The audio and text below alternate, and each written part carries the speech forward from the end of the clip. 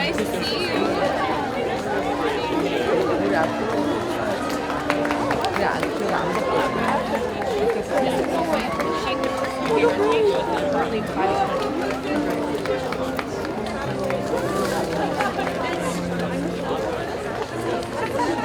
Purple class, congrats.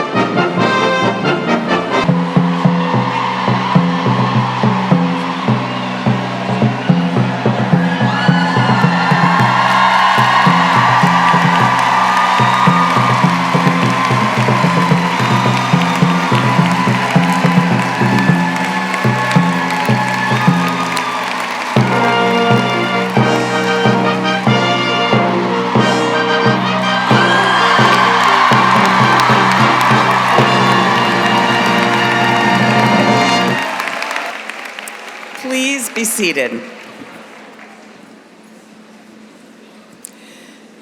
Welcome. Before I invite our next speaker to provide the invocation, I want to acknowledge Professor of Mathematics, Alex Diesel.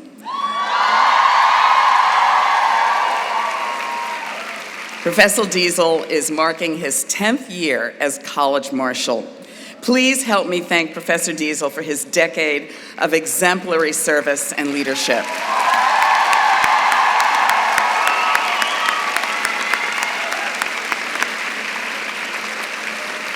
Now, I would like to invite College Chaplain and Muslim Life Coordinator, Amira Quraishi, to deliver the invocation and land acknowledgement.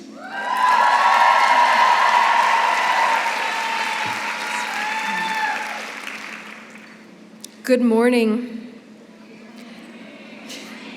Let us be together, sharing a moment of reflection, of prayer, and of thanksgiving for the class of 2026. We each hold our own religious, spiritual, and philosophical ideas, which give us guidance and strength. We are in the presence of our Creator, our ancestors, and in the presence of friends and companions. To our sacred, ineffable source of all that is good, beautiful, and true. We give thanks for our family, friends, staff, faculty, and mentors who have supported and encouraged us. We give thanks for experiences that have bestowed upon us knowledge and wisdom. We give thanks for bringing us through these last 4 years with humility, resilience, and compassion. We pray that these graduates make decisions that lead each of them to a life of meaning, purpose, and joy. As they look towards the future, we ask for your wisdom and guidance to illuminate their paths. Bless their families and all who love them. O Holy One, we invite your grace and compassion to fill us with empathy and gratitude as we celebrate, remember, and reflect. Amen. Amen. We continue our celebration with the reading of our Wellesley College land acknowledgement. We acknowledge that Wellesley College is built on ancestral and traditional land of the Massachusetts people. We also recognize that the United States removal, termination, and assimilation policies and practices resulted in the forced settlement of Indigenous lands and the attempted erasure of Indigenous cultures and languages. We further acknowledge the oppression, injustices, and discrimination that Indigenous people have endured, and that there is much work to be done on the important journey toward reconciliation. We commit to strengthen our understanding of the history and contemporary lives of Indigenous peoples and to steward this land. We further recognize that many Indigenous people living here today, including the Massachusetts, Wampanoag, and Nipmuc nations, who have rich ancestral histories in Wellesley and its surrounding communities. Today, their descendants remind us that they are still here, where they maintain a vital and visible presence. We honor and respect the enduring relationship between these peoples and this land, as well as the strength of Indigenous culture and knowledge, the continued existence of tribal sovereignty, and the principle of tribal self-determination.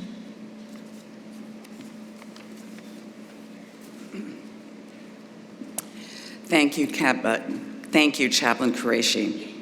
On behalf of the trustees, faculty, staff, alumni, and our graduating seniors, and on this beautiful day, I welcome you to the college's 148th commencement exercises. Before I offer a few words to start our ceremony, I want to remember a beloved member of this class, Caitlin Crespo, who we lost earlier this year. Please join me in observing a moment of silence to honor her memory.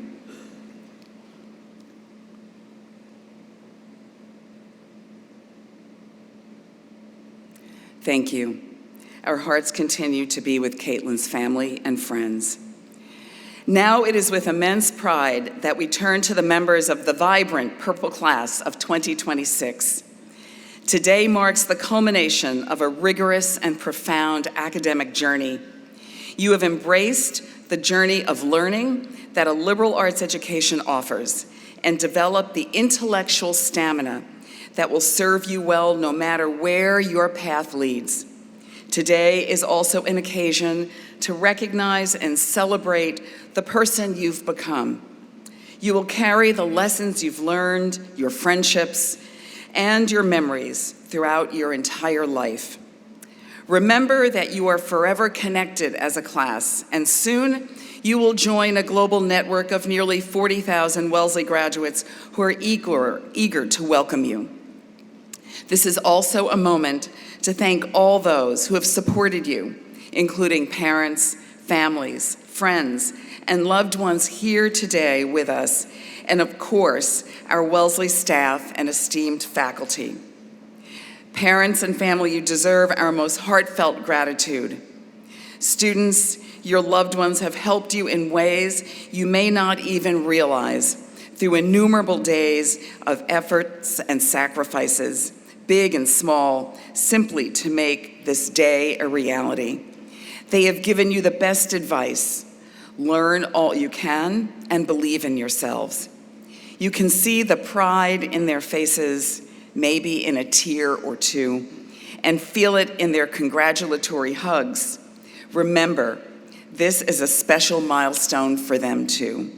Students, please join me in a round of applause for all of those who've helped make this day possible for you.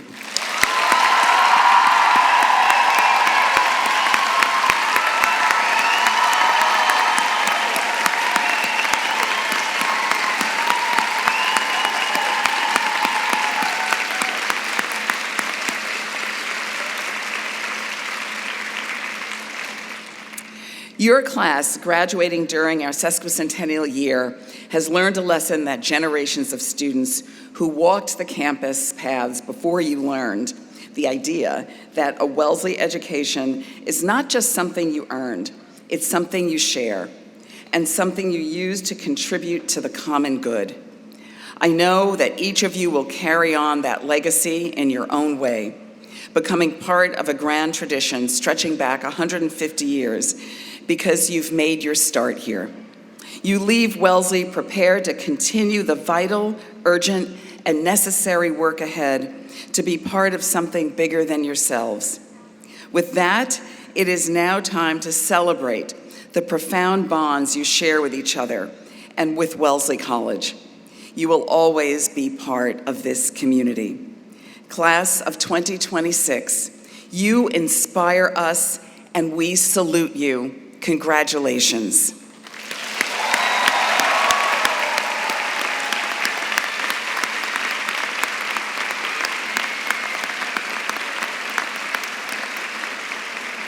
So now, class of 2026, I am pleased to invite to the stage your senior class co-presidents, Claire Schultz and Vivian Lee, who will introduce the student speaker.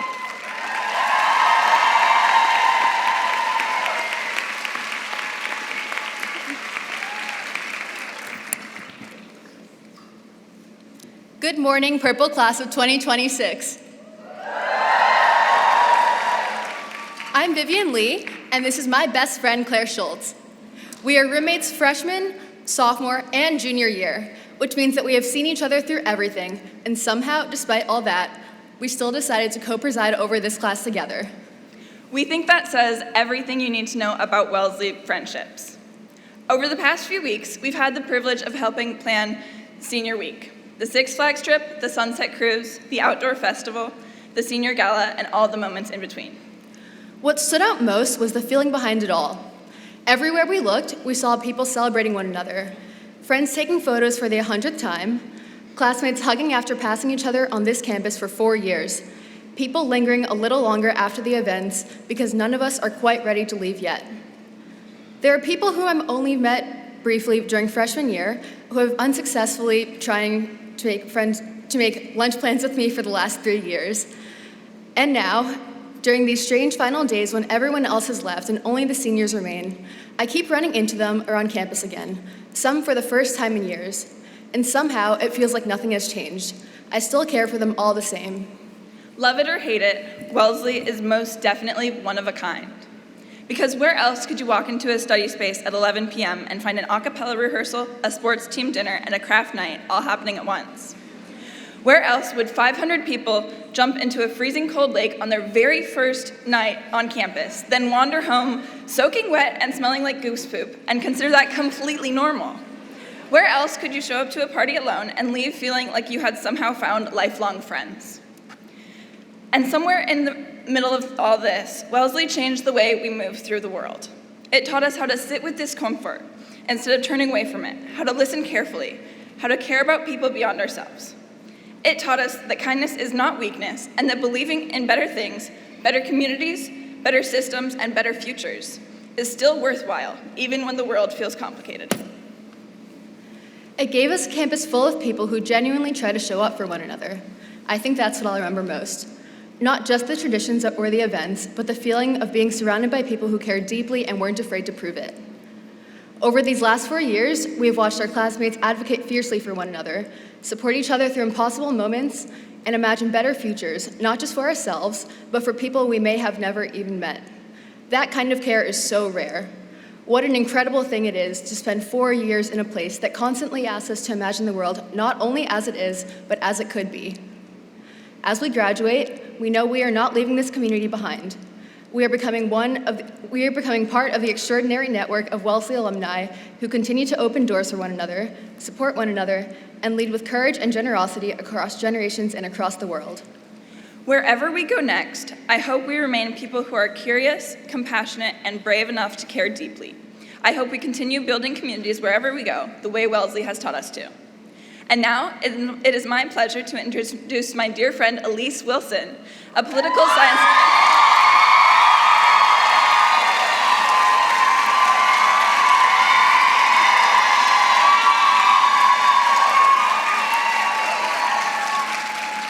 Elise is a political science major and history minor who has been a dedicated leader and advocate throughout her time at Wellesley.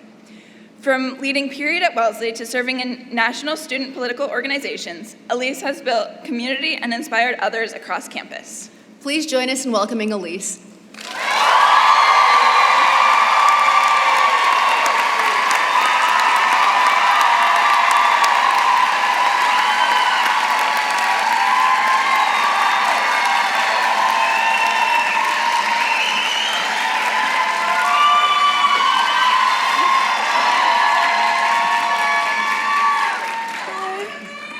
Love you too. Good morning, everyone.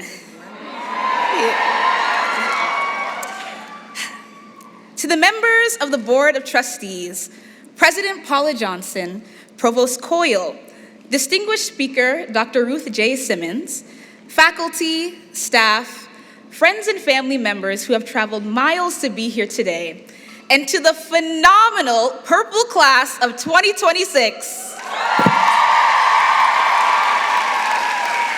It is truly an honor to be standing on this incredible stage today. For myself and my fellow classmates, this moment is more than just a ceremony. It is the culmination of intense academic work, years of laughter, and of course, some occasional tears, friendship, personal growth, and the beginning of a new chapter with endless possibilities ahead. I'm the proud daughter of a father from Ghana and a mother from South Carolina. Growing up, I moved between these two different worlds, learning from both my Ghanaian and Southern roots. And as a child, I spent many summers with my Nana, who never missed the chance to impart life lessons through Ghanaian proverbs. One of her lessons that has had a particular impact on me is the principle of Ebusua. Among the Akan people of Ghana, Ebuswa means clan, a concept that reminds us that we belong to something. I am because we are. Wherever we go, we carry our Ebuswa with us, our clan, our community, our family. Nana would often say, every person is like a piece in the jigsaw puzzle of life. Each piece unique, each piece necessary, and only together do they form a complete picture far richer than any one of us could alone. Over time, I realized that the spirit of Ebuswa is what makes Wellesley, Wellesley. I remember the very first time I stepped onto this campus for Admitted Students Weekend. It was a Saturday morning in April, which, as we know, is the warmest and sunniest month in the tropical state of Massachusetts. I met some of you all for the very first time in Alumni Hall. We toured this beautiful campus, walked along Lake Waban, ran away from a few very aggressive geese, and ended up in Lulu tasting what seemed like every single ice cream flavor on the planet. And I think, to be honest, after 4 years of this decadence, we can all add ice cream connoisseur to our resumes, don't you think? But as I made my way to the academic quad with my tour group, and of course, a cup of Grand Central Station in hand, it suddenly started to, of all things to happen, hail. I was so confused, especially as a Southerner. I didn't know that Massachusetts weather would be for me after that moment. And we all scrambled, slipping and sliding, into Pendleton East, where the rest of the tour continued as a slideshow. But even with that, life still has a way of balancing itself out. Later that afternoon, my family and I drove to Providence, Rhode Island to visit friends. The sun was shining, and everyone was outside enjoying the warmth, a stark and very comical contrast to the cold, gray morning I had just left behind in Massachusetts. But even with the sunshine in Providence, I couldn't shake the lingering feeling of uncertainty. Would Wellesley ever feel like home? I then met someone who made everything very clear. While in the giant state of Rhode Island, we happened to meet Janet Cooper Nelson, the chaplain of Brown University, who told us she was a Wellesley alum from the class of 1971. In true Wellesley fashion, she went on and on about the college, talking about some type of hoop rolling across campus and kissing marathon runners in the spring and even jumping into the lake at midnight for a penny. To a prospective student at the time, I was very confused. It was very intriguing, but also mildly concerning. But as she recounted these very strange traditions, she spoke about the lifelong friendships she built and how Wellesley shaped her into the person she had become today. Through that conversation, I began to understand something I hadn't yet been able to articulate. That belonging is something that recognizes you before you recognize it yourself. I could almost hear my Nana saying, I am because we are. Because of that chance meeting, I stand here today, a very proud, soon-to-be Wellesley graduate who in a few minutes will turn the tassel that makes it official. Over these past few years at Wellesley, I have found my Ebuswa. From my motley crew in Munger, who made me feel at home my first year. I see you, Marlon. To my Mahjong buddies, who also make me smile. To Wellesley Aiko, who welcomed me with open arms. And to the countless office hours with my professors that were supposed to last 15 minutes, but often turned into 3 hours. Sorry, Professor Greer. Each one of these people embodied the spirit of Ebuswa. Ebuswa could also be felt in the late night hangouts in our dorms, where we watched Love Island or attempted obscure recipes that we found on TikTok, which for the record never turned out very good. It's also in the classrooms at Wellesley, where a political science major, an art history major, and yes, even an astrophysics major can all come together to learn and challenge one another while still valuing each other's perspective. It's in the friendships that carry us through moments of joy, doubt, and uncertainty. and in holding space with one another through hard times. Recently, we said goodbye to a classmate whose presence touched all of us. And even in her absence, her spirit reminds us of the power of community and the importance of making sure no one ever walks alone. We hold her in our memory today. Over these 4 years, we have all truly lived our class motto, Dare to Flourish, which has Ebu Swa written all over it. Those 3 words challenge us to bring our full collective selves, to take risks, to grow boldly, and to uplift those around us so that we can all flourish together. Dare to Flourish isn't just a banner or the subject line of Dean Recoral's very, very, very many emails. It's a transformational creed and a promise we will carry with us into the world. We are stepping into a world that is uncertain, complicated, and more than ever divided.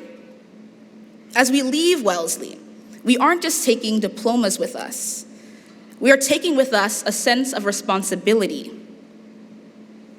We've been given the tools to act and to push for change even when it feels impossible. The spirit of Ebu Swa continues to guide us. We are strongest when we move together. We are strongest when we make space for every voice. And we are strongest when we build networks of genuine care and support for all. Like an econ P-set, the world doesn't come with easy answers. And unlike an econ P-set, there is no answer key. The world pushes us to act with courage when we are expected to cower in fear, and to care when indifference seems easier. Both in and beyond the classroom, Wellesley has empowered us to look beyond the obvious and to challenge the limits of what we are told is possible. We know that the future belongs to those who dare to imagine solutions that no one has dared to imagine yet. So, to my fellow graduates, I offer this. Embrace the jigsaw puzzle of life. And remember Ebu Swa. You are because we are.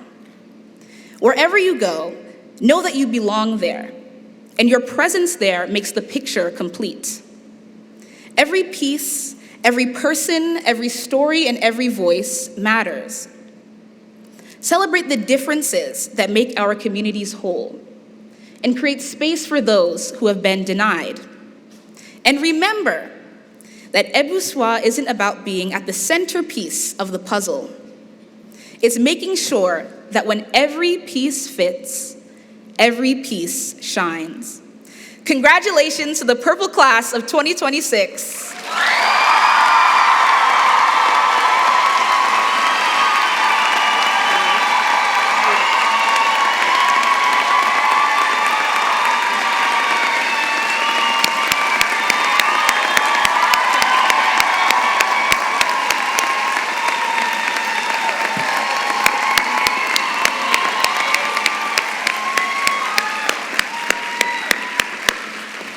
Thank you, Elise, for that moving and beautiful speech. Next, it's a privilege to award the Pinanski Prize for Excellence in Teaching, which is presented each year at commencement to honor members of our faculty who have demonstrated excellence as educators. As the class of 2026 can attest, and as I can affirm, Wellesley's faculty members are central to our excellence as instruction in so many ways, and have been for 150 years. They are outstanding researchers, scholars, and artists who not only advance their fields, but contribute to our community. In their classrooms, labs, and studios, they inspire their students to explore their interests and challenge themselves to think differently and test their own assumptions and limits. They are more than educators, they are mentors. They use their wealth of insight to guide their students, always encouraging them to broaden their horizons across all dimensions. Working alongside them, our faculty helps students to find both their passions and their voice. We see the impact of their teaching on this day, perhaps most of all. a sea of graduates who have achieved breakthroughs, both academic and personal. In short, they place our students' success at the center of all they do, enabling us to fulfill our mission of preparing the next generation to make a difference in the world. So to be singled out for this prize is an achievement truly to be proud of, and one that earns the admiration of our entire community. We thank you for your commitment to the education of the class of 2026. According to the rules for the prize, the finalists are selected by a student-faculty committee on the basis of nominations from students, faculty, and staff. I would like to ask each faculty member to stand when his or her name is called, and then join me on stage while I read excerpts from each citations. Pat Giersch, Edith Stix-Wasserman Professor of Asian Studies and Professor of History.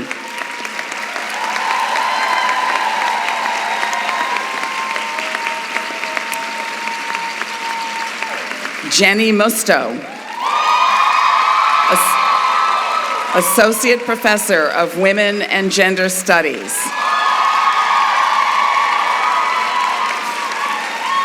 And Mala Radhakrishnan, Professor of Chemistry.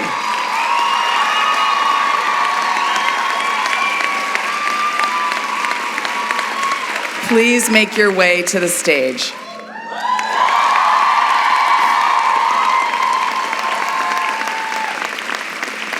Pat Giersch, Edith Stix-Wasserman Professor of Asian Studies and Professor of History, uses his outstanding skill, empathy, and passion for the liberal arts to foster independent thinkers who interrogate historical narratives and who speak and write with authority. As one student commented, Professor Giersch's intellectual passion is deeply inspiring. His teaching connects historical analysis to broader questions of politics, identity, and gender, and makes the study of the past feel more meaningful and urgent. One of his many strengths is the extensive feedback he provides. Feedback that, in one student's words, pushes us to refine our arguments, clarify our writing, and think more rigorously about evidence and interpretation. And his classroom is a place where, as another student put it, everyone's voices are heard, ideas evaluated, and stories represented. For seeing the promise in each student and for respecting them as scholars and thinkers, it is an honor to present Pat Giersch with the Anna and Samuel Pinanski Teaching Prize.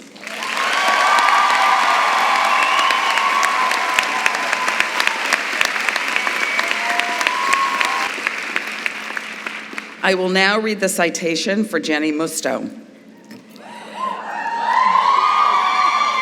Through her outstanding teaching, Jenny Musto, Associate Professor of Women and Gender Studies, connects theory to lived experience and creates a space where students can both trust and challenge each other. Students say Professor Musto encourages the kind of debate and productive disagreement that are essential to a thriving academic community. In her classroom, they find the courage to take intellectual risks, to interrogate their own beliefs, and to be confident enough to change their opinions. One student praised her for teaching them how to engage constructively with the world around us and how to be in conversation with each other in a way that altered my worldview. As another student put it, Professor Musto invites us to show up as our full selves in the classroom, prioritizing wellness and joy alongside rigor. For playing a pivotal role in her students' intellectual transformation, it is an honor to present Jenny Musto with the Anna and Samuel Pinanski Teaching Prize.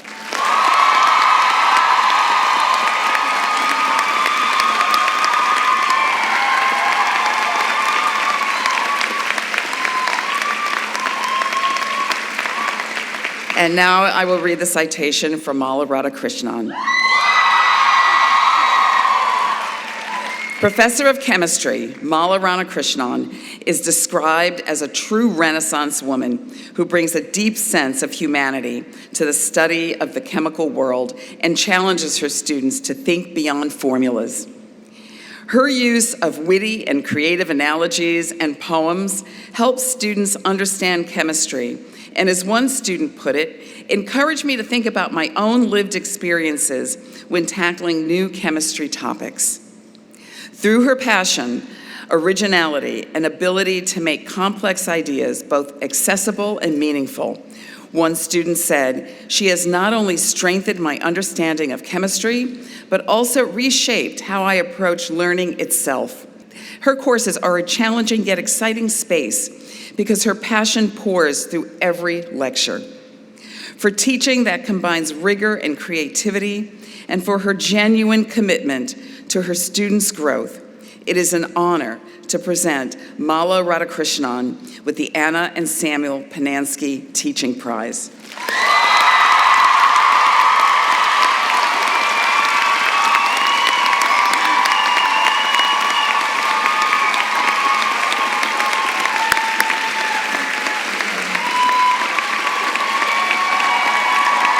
Congratulations again to our 2026 Pinanski Teaching Prize winners.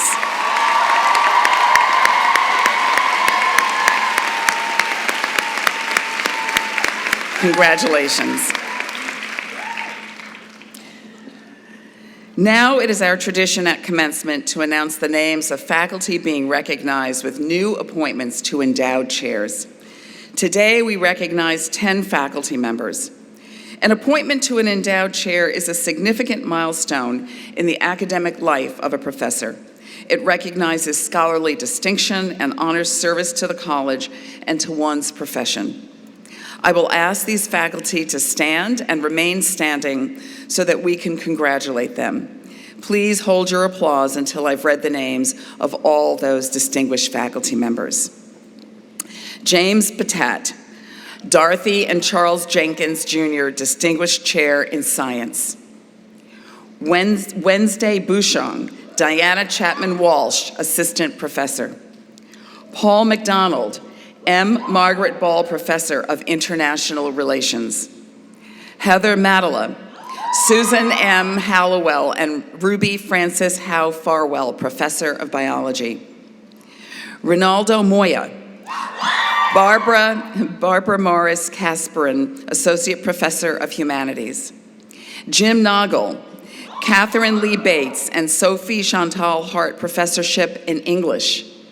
Kelly Rich, Knaufel Assistant Professor of Humanities. Petra Rivera Rideau, Class of 1966, Associate Professor. And this year we have 2 new endowed chairs. Yui Suzuki will be the inaugural Janet Hostetter Wilson, Class of 55, Professor of Natural Sciences. And Akila Weerpana will be the inaugural TT and WF Chow Foundation Chair for Inclusive Excellence. Congratulations to each of you.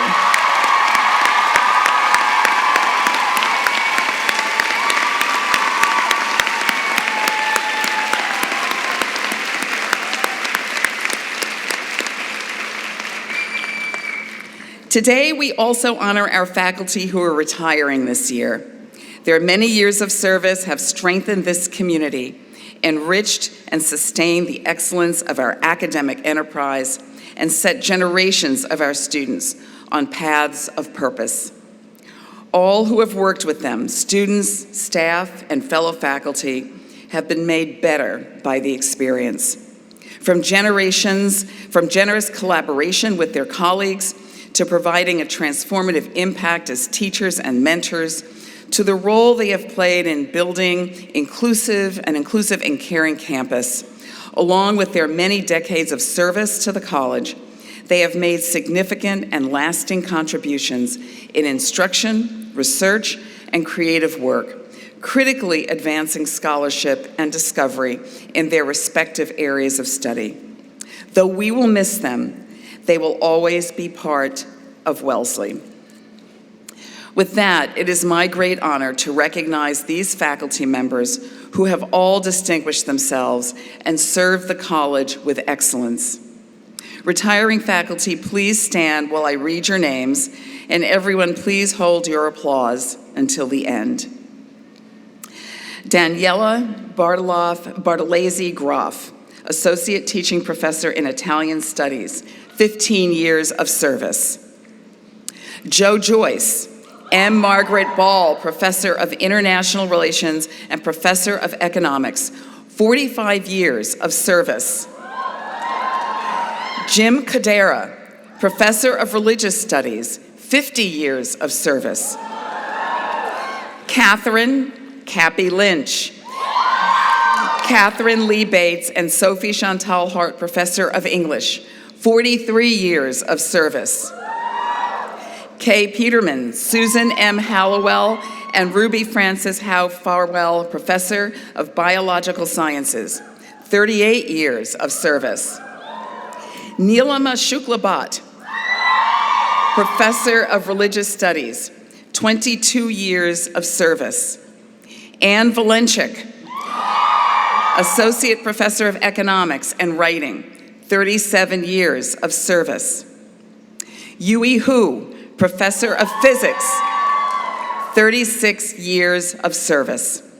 Please accept our deepest gratitude for your many years of service and for the profound impact you have had on your students and on this community.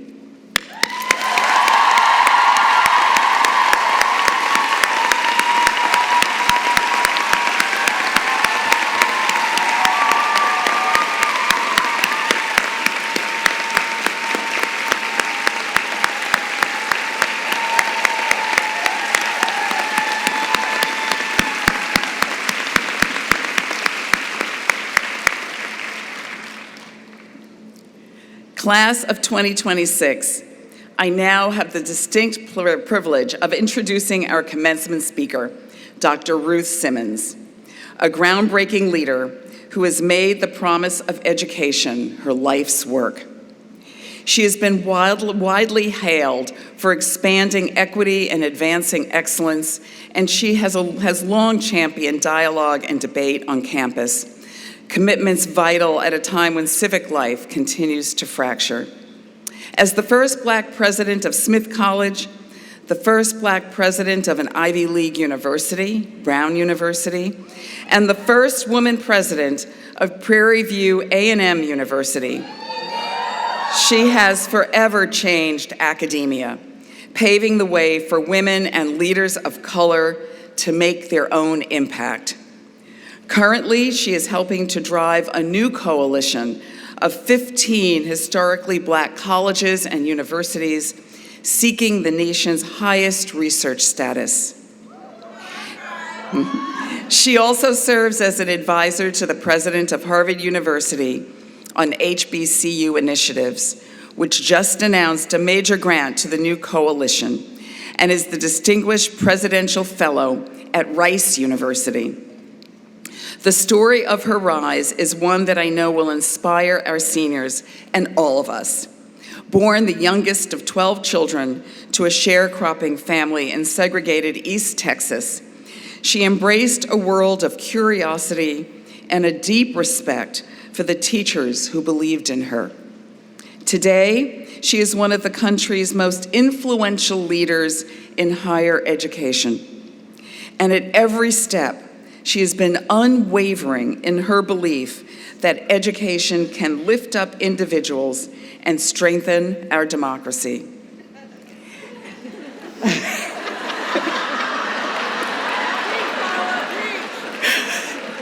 You deserve the honor.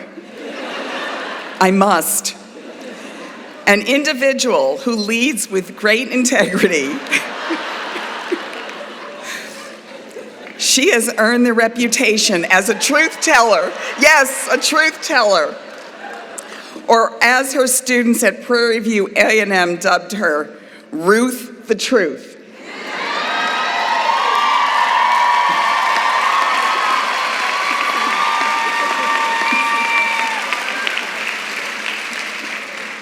I do have to talk about what you did at Brown. At Brown, she pushed the university to investigate its historical ties to slavery, the first Ivy League institution to formally do so, creating a model replicated many times. What makes her presence here so special is her personal history with Wellesley. In 1965, as a student from Dillard University, Dr. Simmons spent her junior year living on campus in what was then known as Stone Hall. This experience changed the trajectory of her life. She formed friendships with women from many different backgrounds, learned the importance of being challenged by ideas that ran counter to hers, and developed greater confidence in her abilities. Graduates, as you prepare to make your own history, I can think of no better person. This is it. I can think of no better person to address us today than someone who has dedicated herself to opening doors for others. So please help me welcome a distinguished educator.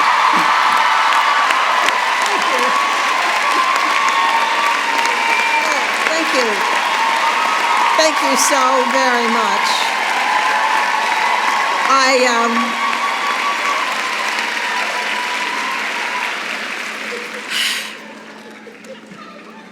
Okay. First of all, I have to find Elise. Where is she?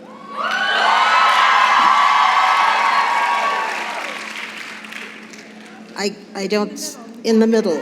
Okay.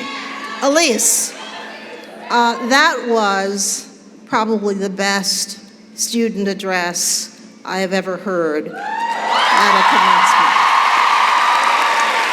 Thank you. Thank you.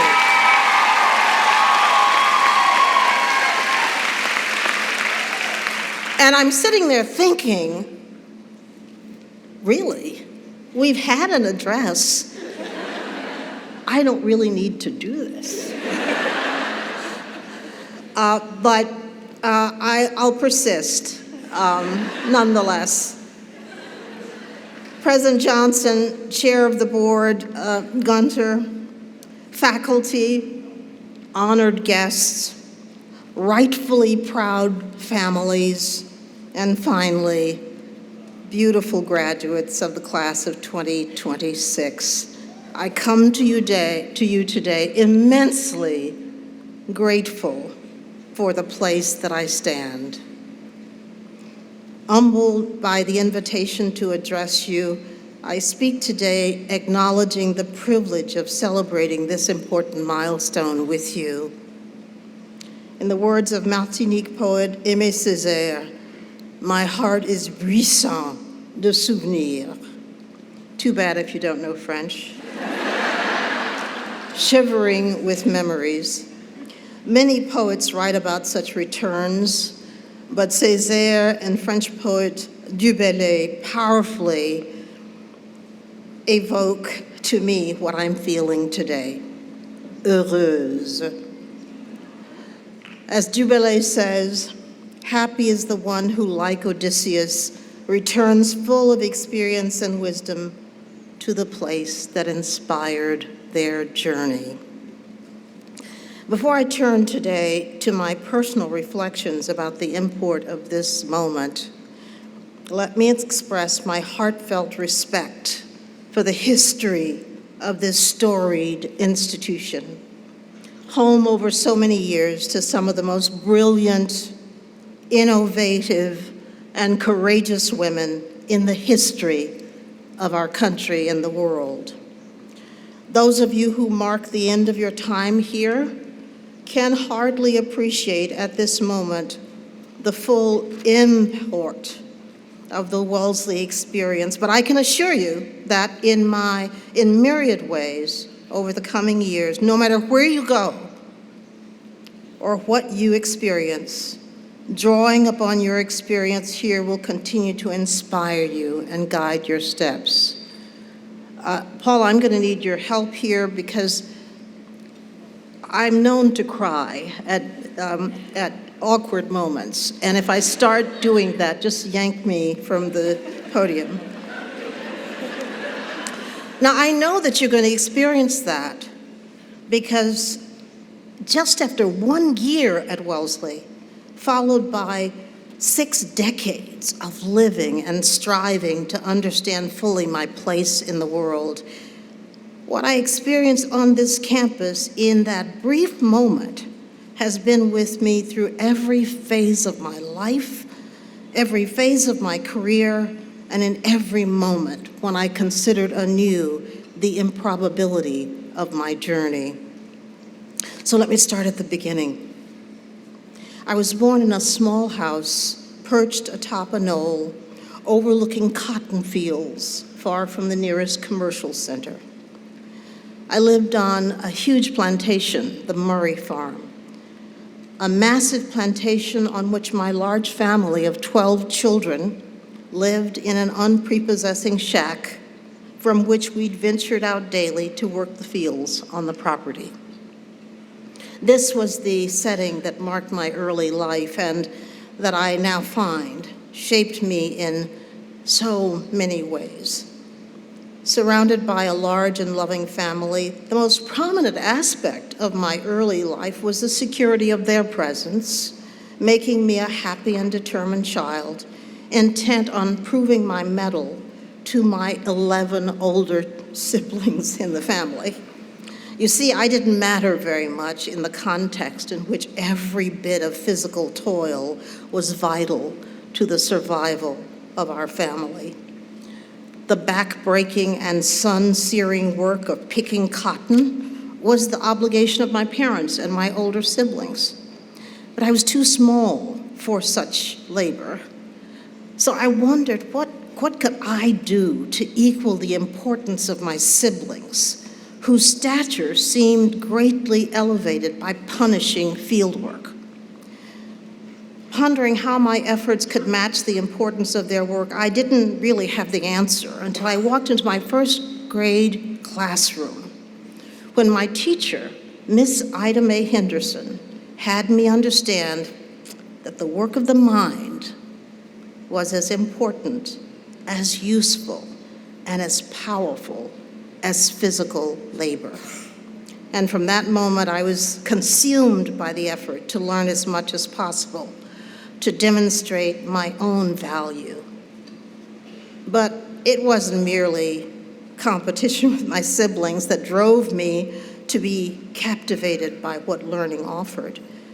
It was also the omnipresent assertion in the 40s and 50s that because I was Black, I possessed less intelligence, less imagination, less creativity, and of course, fewer rights than whites. That also, no doubt, prompted my interest in proving my intelligence.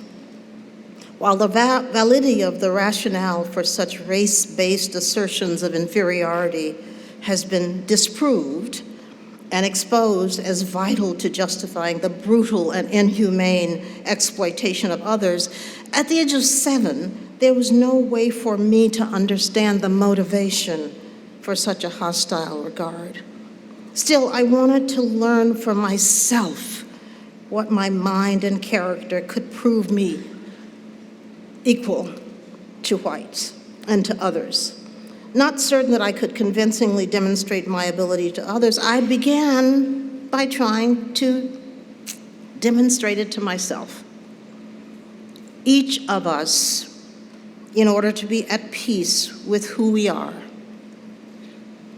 should recognize that our personal standards are more important by far than any others try to impose upon us.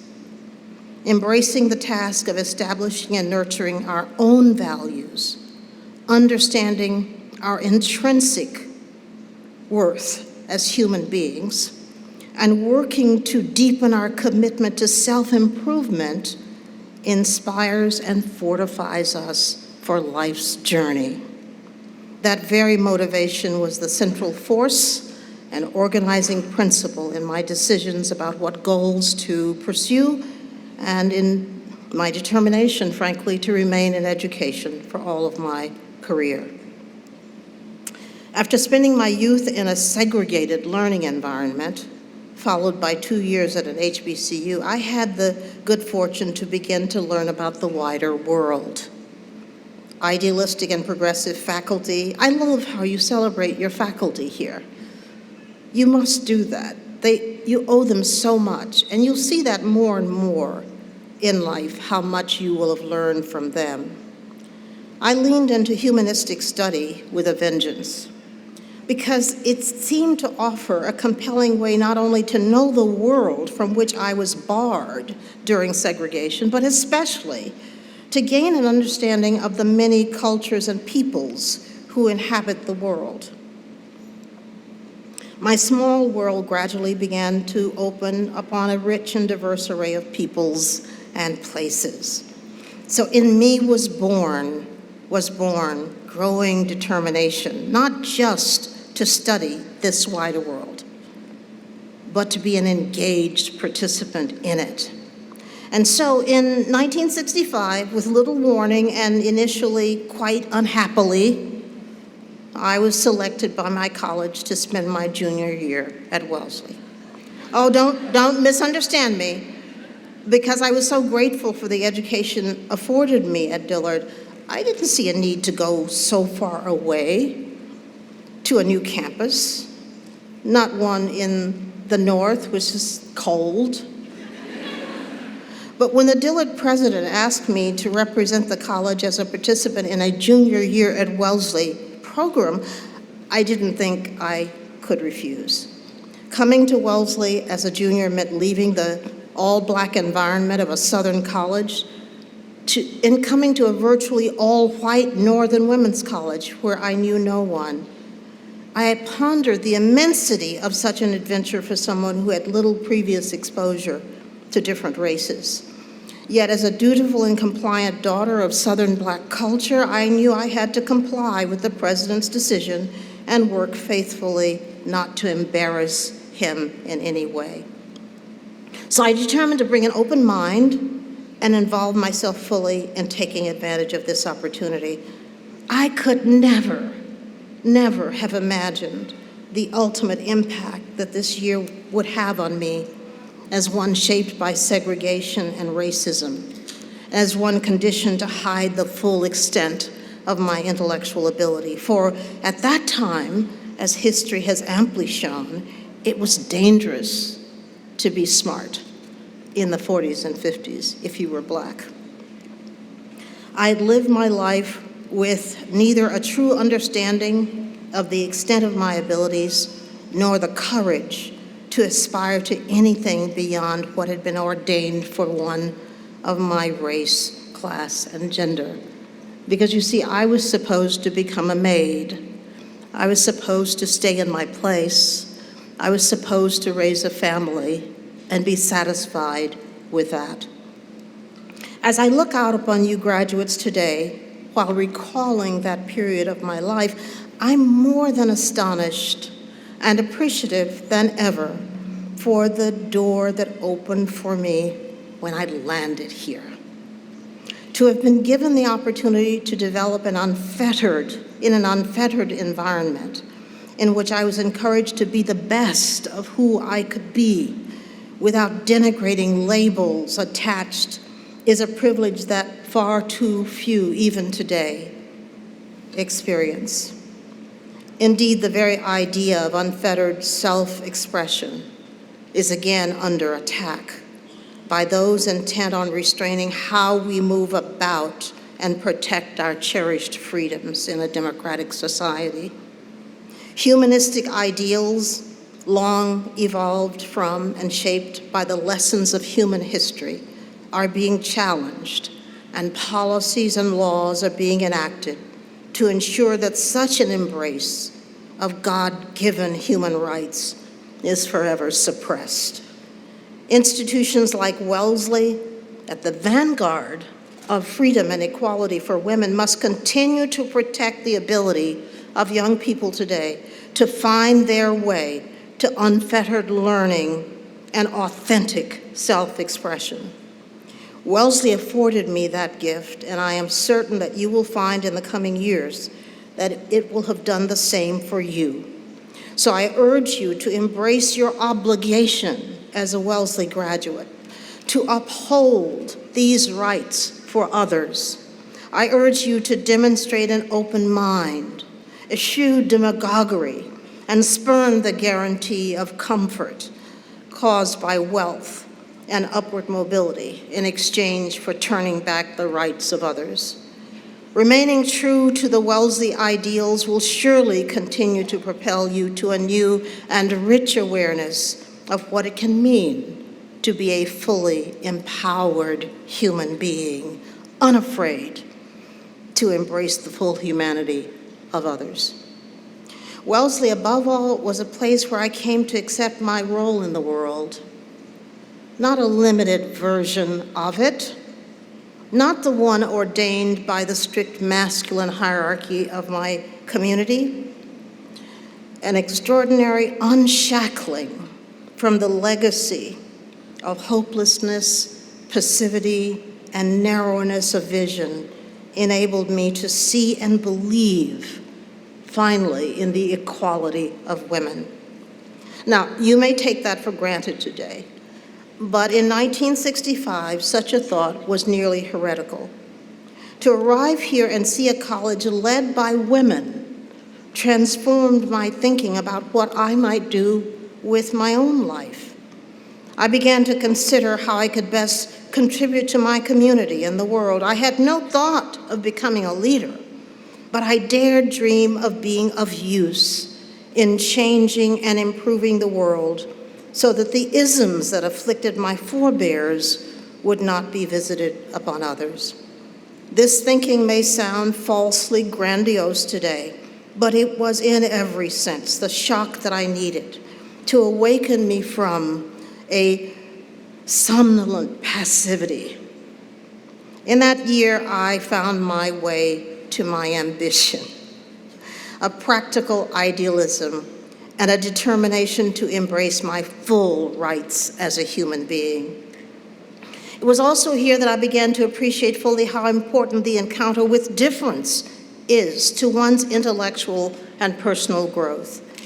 To study alongside women of different backgrounds opened my mind to the narrowness of my own world and my own imagination. I began to appreciate how important it was to resist embracing narrow racial, political, and other grievances.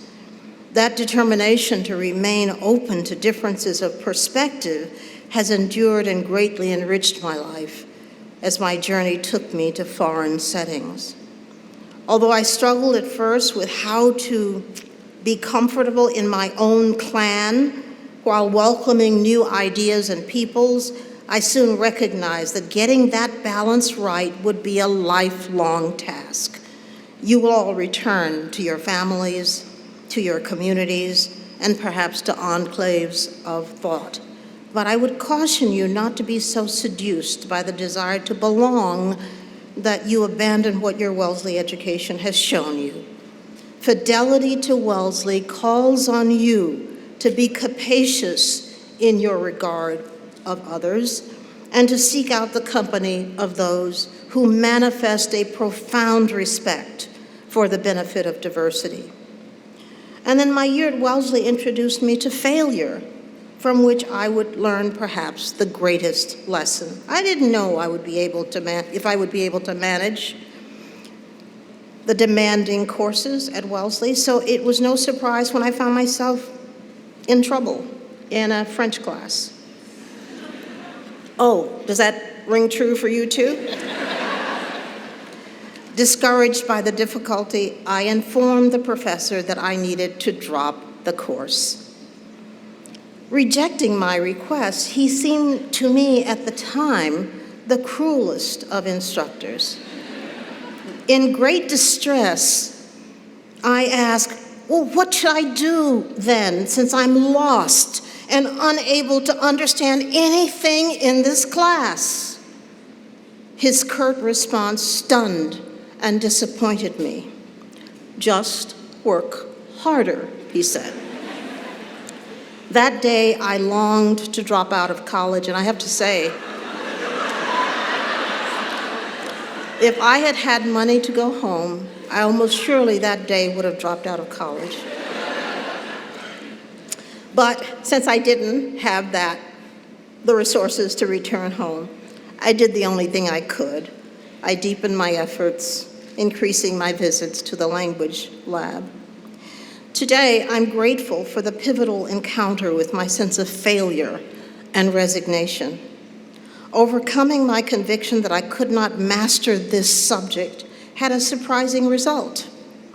I learned to love French, and after Wellesley decided to pursue a PhD in Romance languages and literatures. Yeah.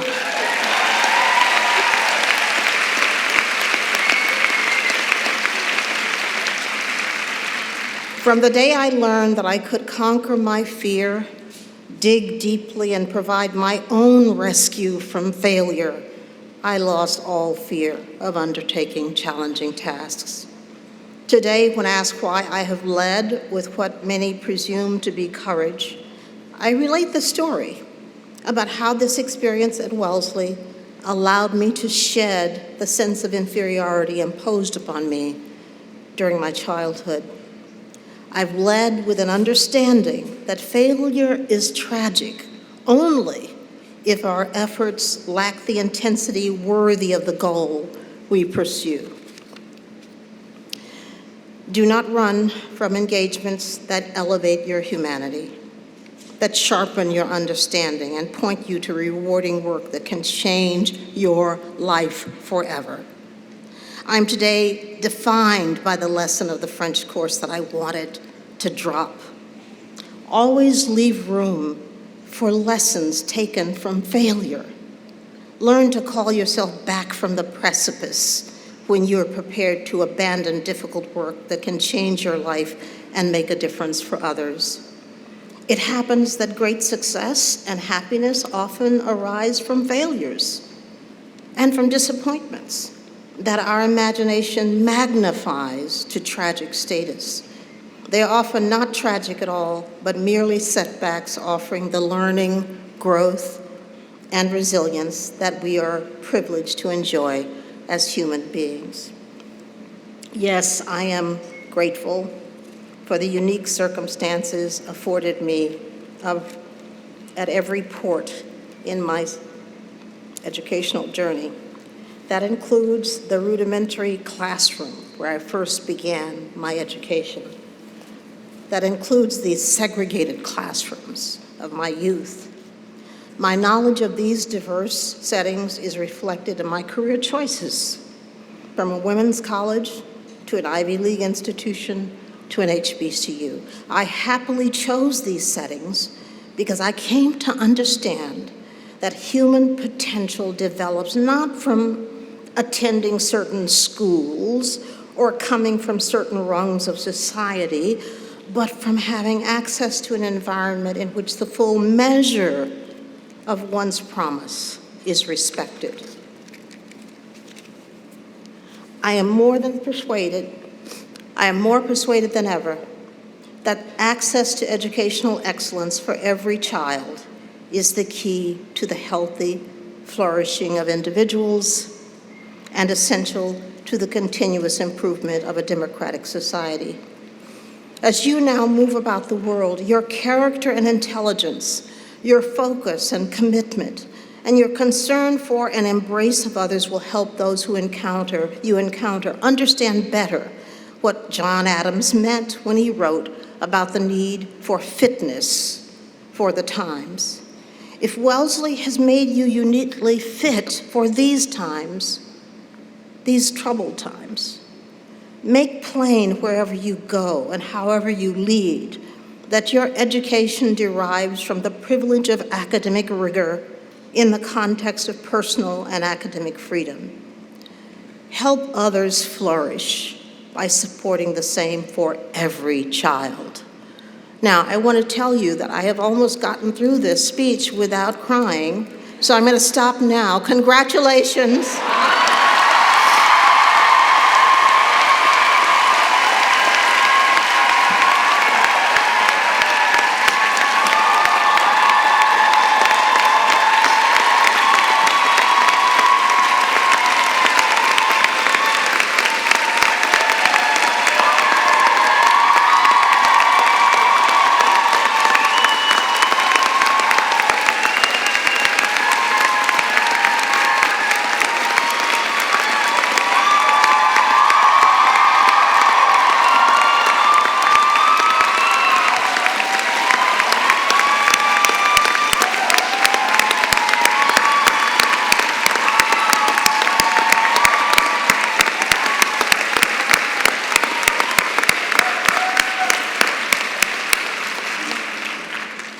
Thank you, Dr. Simmons, for that truly, truly moving address.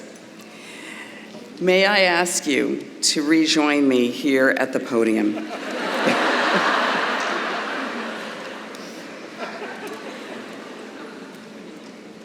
Okay. On the occasion of Wellesley College's sesquicentennial, we are so honored you were able to return to campus to share your inspirational story and to speak to how your time here was so transformative and to impart that message on our graduates.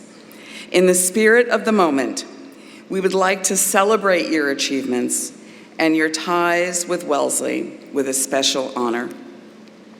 Therefore, Dr. Ruth J. Simmons, it is my privilege as president of Wellesley College to recognize you for your path-breaking leadership in higher education, your dedication to expanding equity and opportunity for all students, and your profound lasting impact on women's leadership. Because of these contributions and the enduring bond you have to this institution, I hereby name you a distinguished honorary alumna of Wellesley College.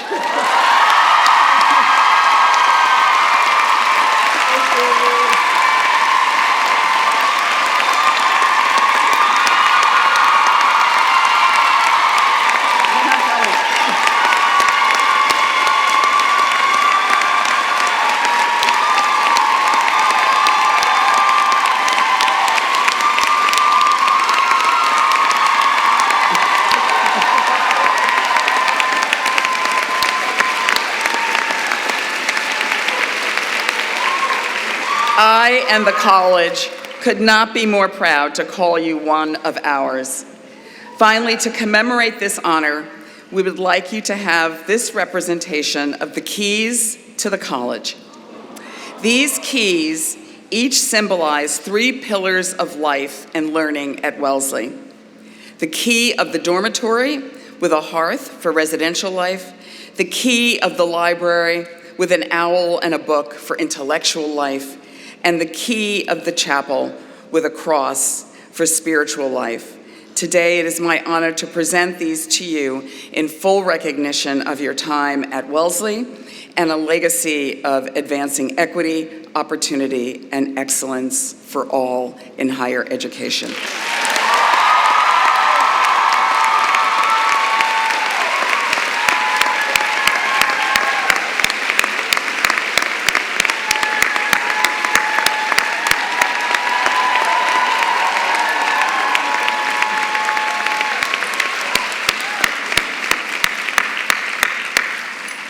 Wow.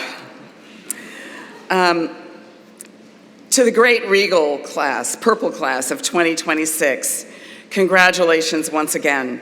I am so, so proud of all of you. I am sure that your professors agree with me, and clearly Dr. Simmons. We have soaring hopes and dreams for you. In fact, I'm going to be frank here, we are counting on you. And the world needs you. We need your creativity, your fresh perspective, yes, and your freedom from the constraints of the past. We need your deep engagement, your capacity to learn, and your energy channeled into public service, our institutions, and our country's civic life. And I want to say that we are not just counting on you, we are with you. Even when we disagree, as we inevitably will, all of us together must meet the unprecedented challenges we face. And yet, the fact is, our country teaches us that the courage of young people, especially, makes all the difference. Inspiring Wellesley students to courage was part of the very plan of the college 150 years ago. Our founders, Pauline and Henry Durant, saw that offering young women an education equal to that offered to any young man was more than a matter of justice. It was essential to our still young democracy. Without a doubt, there was considerable work to be done. After the Civil War, the democratizing efforts of Reconstruction met violent resistance. The Gilded Age that followed was harshly unequal and uncaring, with few protections for the rural young people and immigrants pouring into the factories in American cities. But as our founders envisioned, Wellesley women would work to change that. Wellesley's remarkable economics department was already breaking new ground by 1883 when the college offered its first course in political economy, taught by Catherine Coleman. Now at Harvard, economics classes were abstract and theoretical. At Wellesley, economics was a tool to understand and improve the social conditions of women workers, immigrants, and consumers. Professor Coleman herself organized women who worked in Boston sweatshops. Professor Emily Green Balch also taught social economics at Wellesley and took her students to factories, immigrant neighborhoods, and prisons. Now, when she took them to brothels, the parents did complain. Her tenure was cut short by the college due to her pacifist activism during World War I that took her away from her teaching, and she would go on to be awarded the Nobel Peace Prize in 1946. Professors Coleman and Balch and other Wellesley faculty and alumni went on to found the Denison Settlement House in Boston, which provided health care and education to new immigrants. The explicit goal of Denison House was not charity, but improving our democracy through, as its leaders wrote, a free-flowing life between group and group. These Wellesley women were part of a growing movement that organized labor, restrained industrial monopolies, reduced corruption, and gave more people their rights. The Harvard political scientist, Dr. Robert Putnam, described how the progressive movement spurred a more than half-century upswing in American life away from the callousness of the Gilded Age. Over time, many, though surely not all Americans, experienced greater prosperity and the benefits of increased civic engagement. You may be familiar with Dr. Putnam from his famous book, Bowling Alone, which captures the loss of social capital and civic engagement in the late 20th century. Professor Putnam found that fewer Americans were joining parent-teacher associations in schools, civic groups, and religious congregations. Increasingly, they avoided activities that allowed them to make common cause with their neighbors. That downward trend persists, and it has harmed our democracy. As Dr. Putnam demonstrated, losing our sense of community diminishes our politics, business, and culture. And why add widening economic inequality, declining trust in politics, and a culture that rewards individual performance over shared effort, and you have a dangerous mix. As Dr. Putnam put it, we are witnessing the triumph of the I over the we. It's hard to have a very high opinion of people with whom you've never gathered.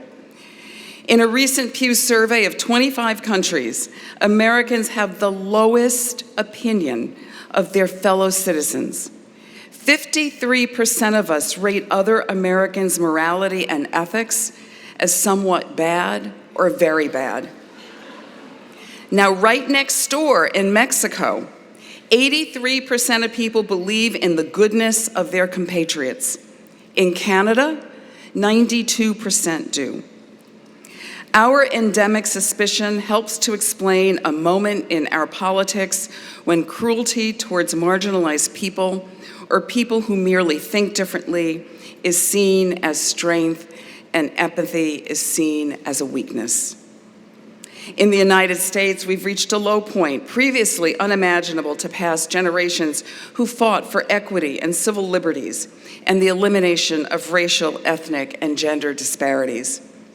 Their progress is now being unraveled. Writer Rebecca Solnit, however, reminds us that there is a larger story to be told on a longer timeline. And even when our leaders seem to be taking us backwards in some ways, that doesn't mean that a new world is not being born. She says, "You can take rights away, but you can't so easily take ideas away, including people's belief in their own rights and in the rights of the people that they care about. There is no going back, though how we go forward is the work." This year marks the 250th anniversary of the United States. Our democracy is no longer young.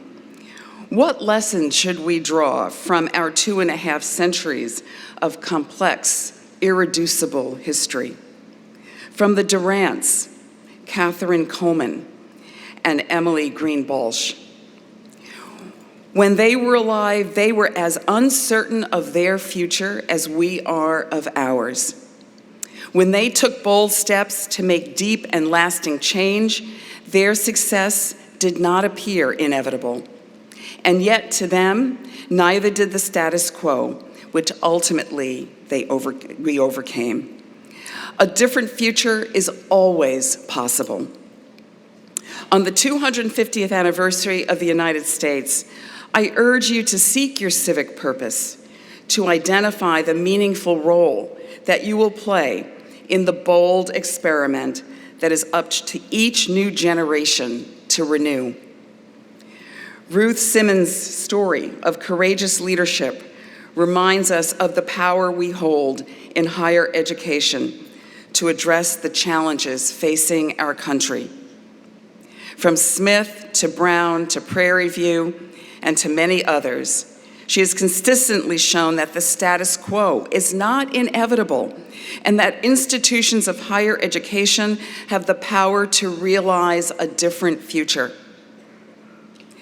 I'll raise just one of the many examples. In 2003, Dr. Simmons became the first university president to reckon with Brown's ties to the transatlantic slave trade.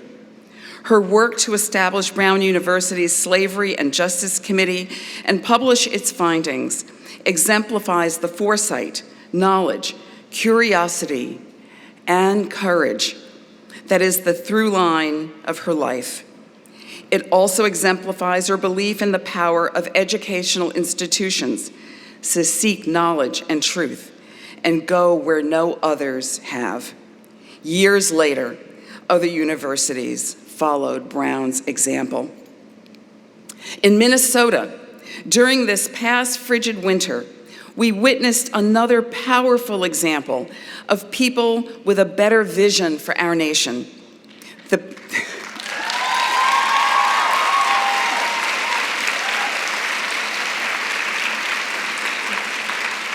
The people of the Twin Cities risked their lives to protect the merciless way that their immigrant neighbors were being detained. These were people of all political persuasions coming together, and they just didn't protest. They turned careless violence on its head by offering decency. They organized, served as bystanders, and showed us all what it means to be a good neighbor. Later this spring, the John F. Kennedy Library Foundation will confer the Profile and Courage Award to a handful of these extraordinary community organizations for defending the values that serve as the foundation for our constitutional democracy. The people of the Twin Cities were able to organize effectively because they had done so before.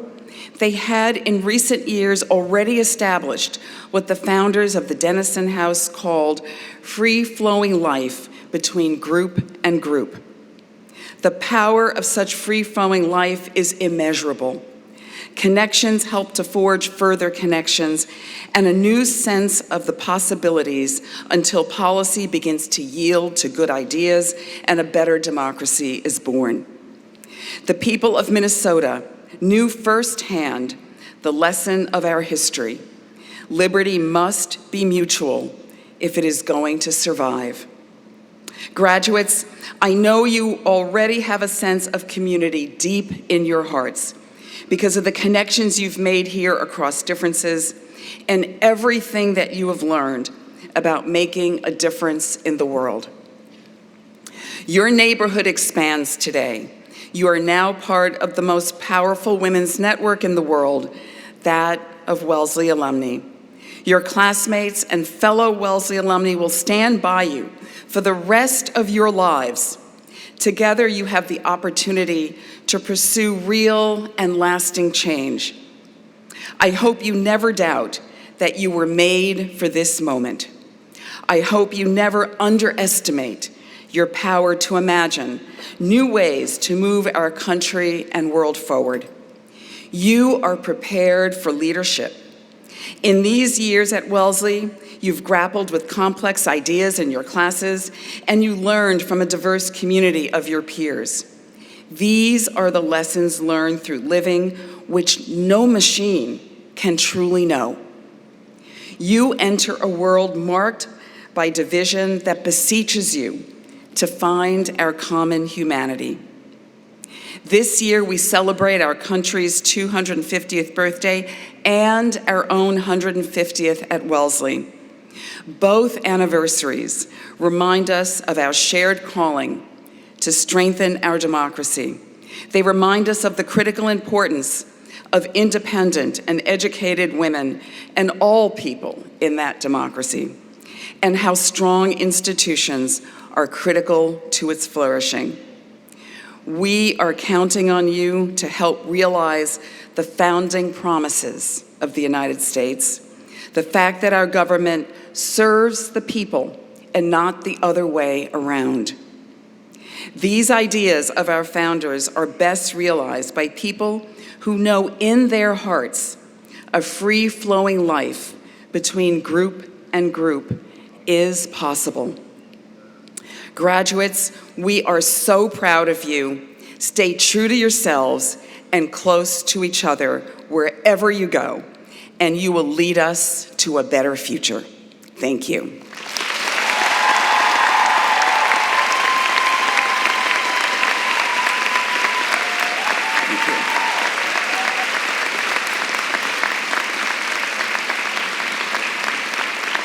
So now is the moment.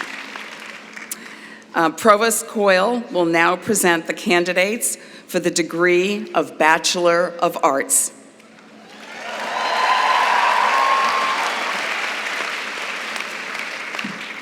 In the commencement program, we've listed awards and prizes earned by many of our seniors. Although we will not read these honors as we call names for diplomas, we draw the attention of families and friends to this list and invite you to share our pride in the many accomplishments of these students. Will the candidates for the degree of Bachelor of Arts please rise?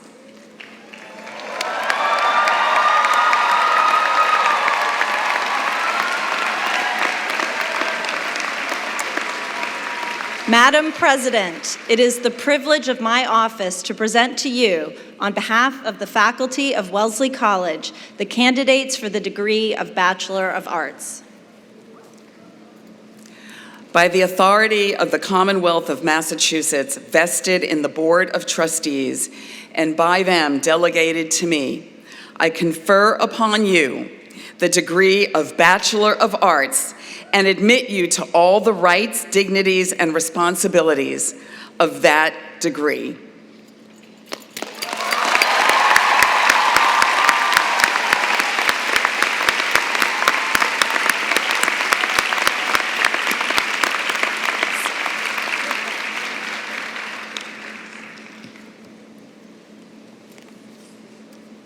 Please take your seats.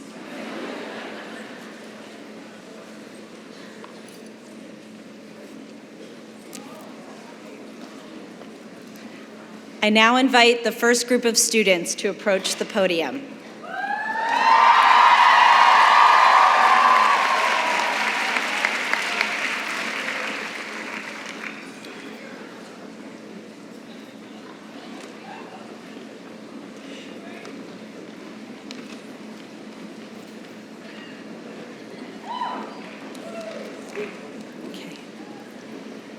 Buthaina Yasir Abdulrahman.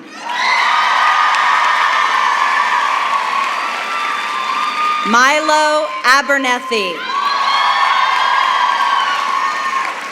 Aliyah Moyosola Abudu. Christina Aguilar.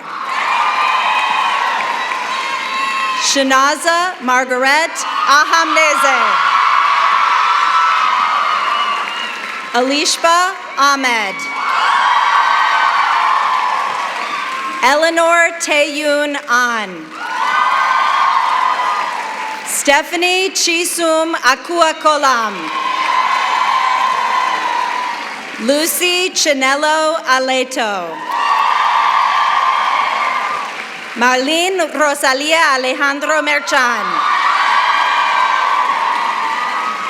Angelique K. Allen. Ana Sofia Almeida Zamora. Naomi Amadak. Kaya Amundsen. Sarah Nicole Arambula Sanchez. Trisha Otlery. Alexandra Chase Ockberg. Rasheen Mary Averill. Edith Elizabeth Bachman. Juliette Bacuvier. Bronwyn Sochi Bailey. Emma Lauren Baker. Ananya Ruma Balakrishnan. Brooke Tongchi Bao. Isada Berry. Giario Berry. Isabella Susana Basile. Karen Alice Callie Bate. Hannah Bates. Gabriela Busan. Simone Corinne Beauchamp. Camila B. Becerra. Allison Joyce Bigley. Sophia Belfonte Colford. Kania Benitez Sanchez. Sabina Berry. Ishita Bhargava. Bonnie Bhatnagar. Ria Bhattacharjee. Marielle Bilyu Palmer. Tandiway Birchwood. Rebecca Burnback.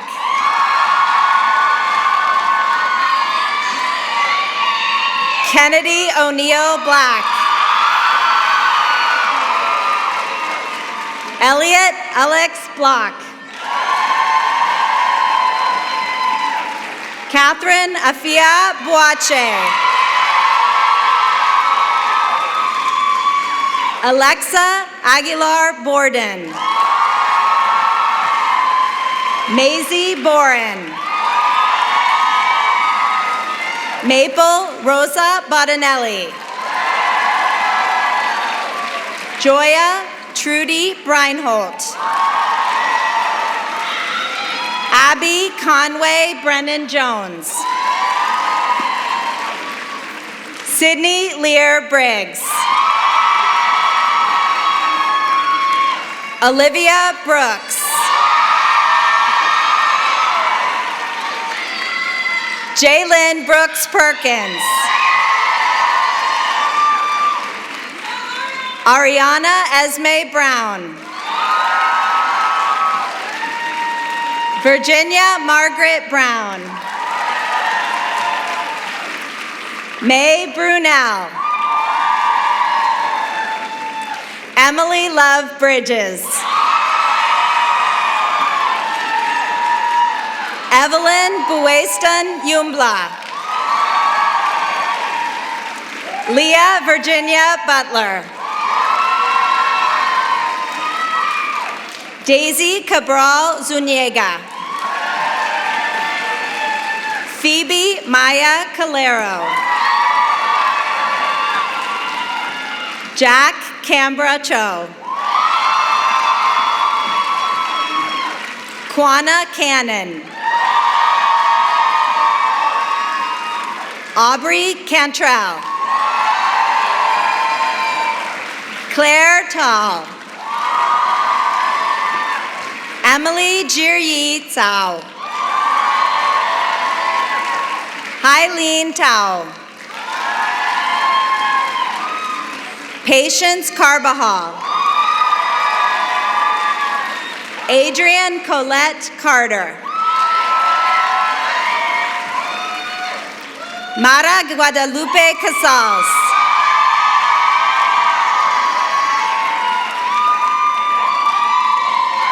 Emily Sarahi Castro Cajivix.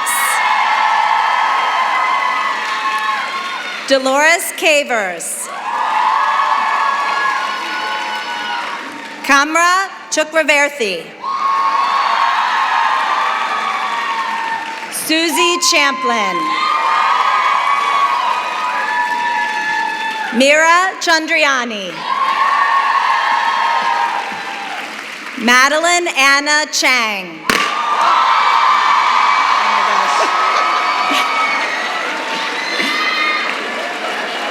Ava B. Chapman. Annie Chen. Erica Rose Chen. Lucia Lu Chen. Siu Chen.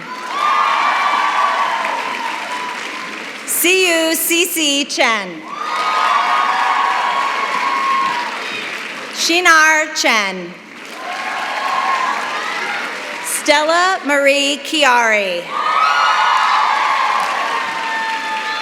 Joyce Choi. Rebecca Hewan Choi.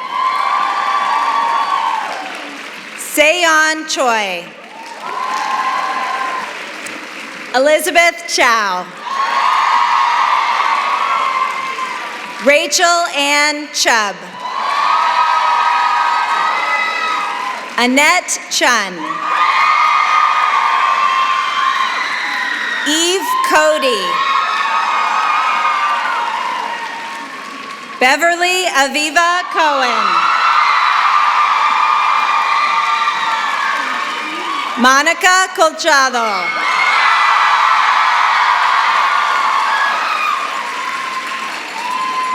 Kylie Shanice Colvin. Ashley Kong. Lucia Corte. Ren Crandall. Ainsley Faith Christ. Sandra Cruz Dominguez. Bella Sway. Emma Cully. Mimi Kang.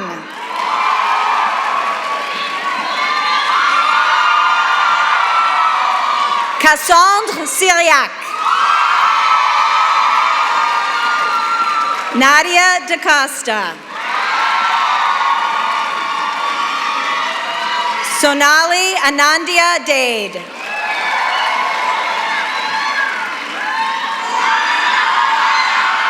Umema Dakama.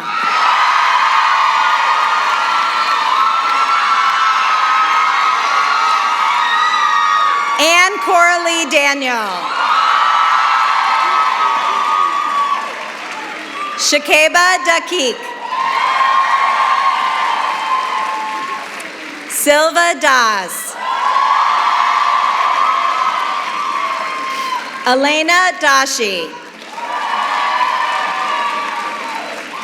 Lara Jamal Dashti.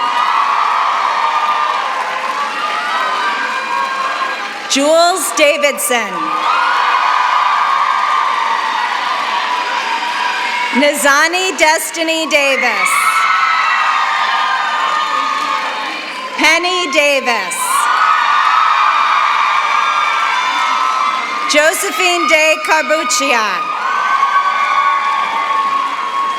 Carolina Pilar de la Vega. Andrea Delgado.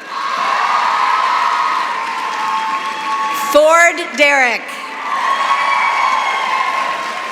Theodore Elliott Derrick. Johanna Kiddist Desali.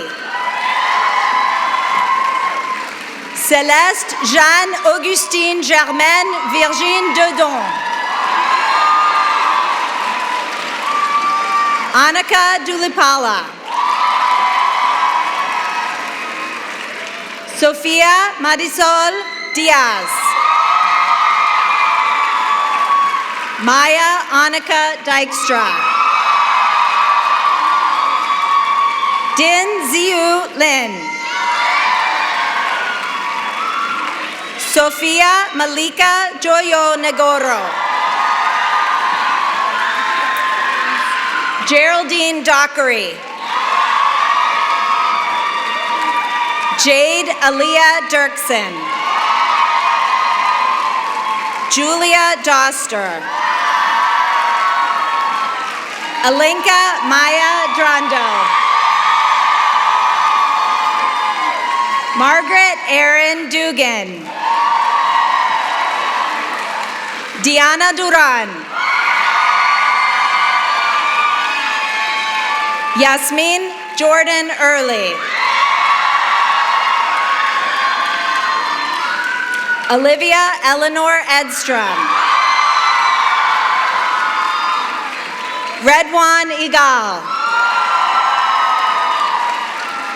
Caitlin Danielle Ellis. Maya Sitlali Ikiwa. Emily Ikiwa Garnica. Alicia Mary Fahim. Nina Catherine Fennick. Lily Finch.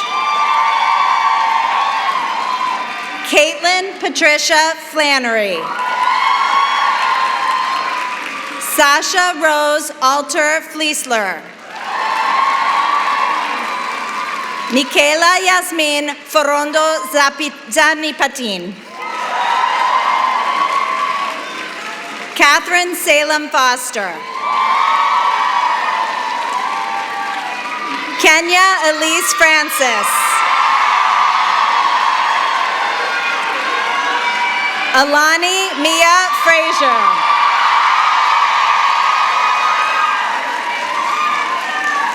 Ranieli Arta Garcia Frias Tamarets. Rebecca Friedman. Gao Ruoshi. Maria Cristina Garcia. Emmeline Gauntz. Bettina Gotham. Ava Elizabeth Gessner. Aliyah Giasudin. Sage Gilbert Diamond. Kayla Gilliland. Sofia Gonzalez. Simone Josette Graziano. Svetlana Green. Chloe Guntrip. Kiana Guo. Diksha Gupta. Maya Gerwitz. Kylie Gursky. Alicia Yansu Ham. Delilah Hammerland. Marissa Ashley Handler. Genesis Hang. Madeline Hansen. Julia Hansen. Cheryl Howe. Layla Walid Amen Hassan. Jane Larkin Hatchett. Ha Siu. Ishanya Hebele. Grace Hennessy. Caroline Bell Hester. Olivia Huang. Ellie Sako Hakima. Tamsin Hill.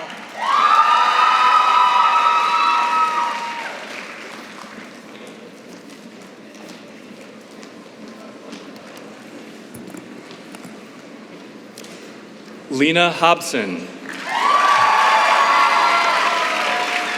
Arla Hofer. Aliki Sophia Hollister. Ella Hong. Teresa Lisette Hooker. Abigail Fair Horwitz. Margaret Huai. Qingsu Gina Huang. Katrina Yusan Huang. Vivian Huang. Christina Veed.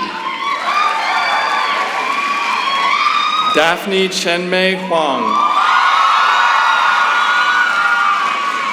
Osa Sofia Iglesias. Mako Irasumi. Margaret Isaacson. Reika Ishibe.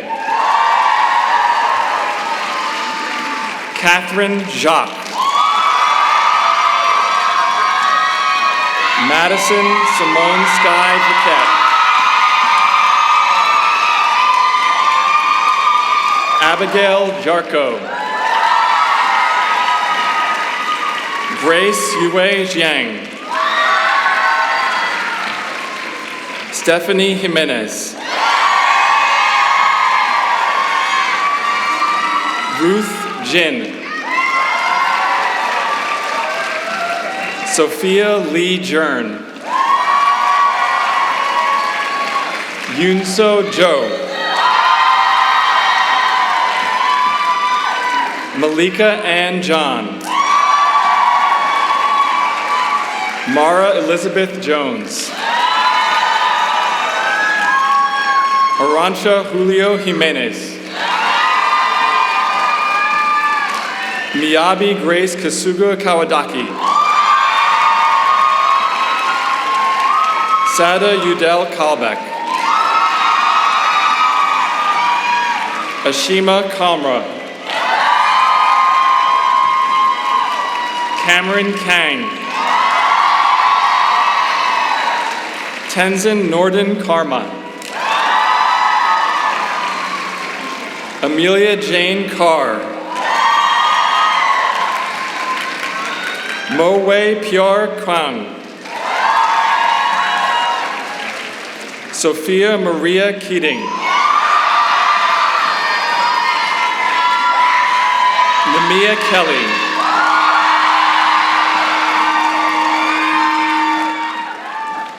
Hira Uzair Khan. Kiran Khan. Maha Yawur Khan. Zainab Jasmine Khan. Manya Anandi. Elizabeth Caroline Kim. Erin Jo Kim. Isabel Kim. Jungmin Mia Kim. Lauren Yanhee Kim. Olivia Ina Kim. Rena Kim.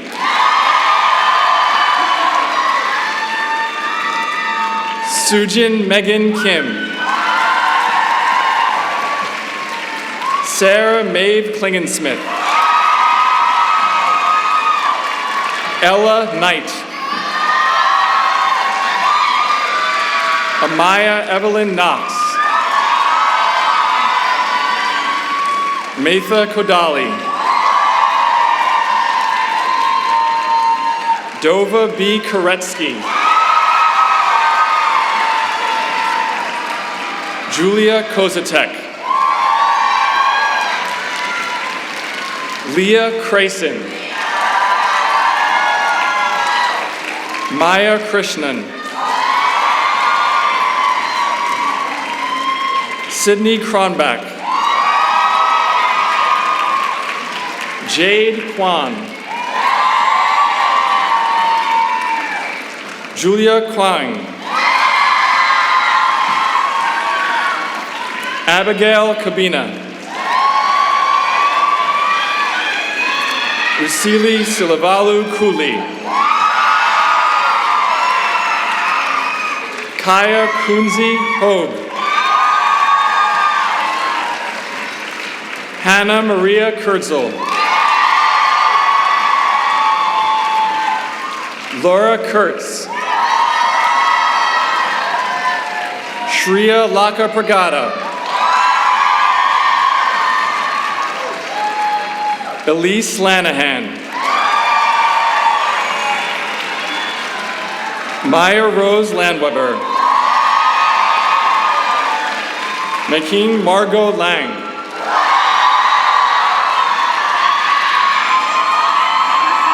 Aaron Yin Sing Lo. Hunsun Johanna Lee. Lauren Dahwan Lee. Sophia Sooyoung Lee. Vivian Lee. Nicole Lei Yunshid.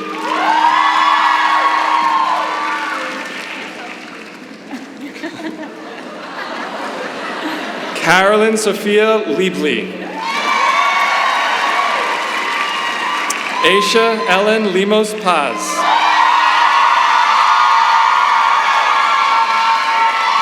Jenna Lasaldo. Jinyu Lee. Heirong Vivi Lee. Shirley Kingyu Lee. Shannon Lee. Jero Lian. Zhangqi Lian. Hannah Grace Minji Lim.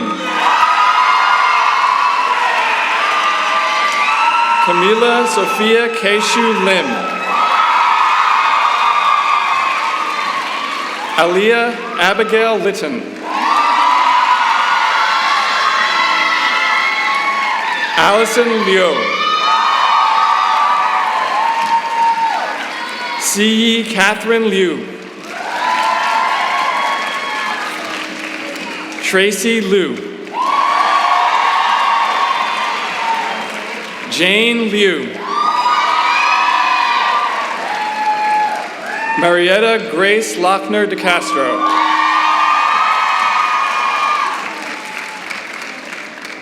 Kira Lafredo.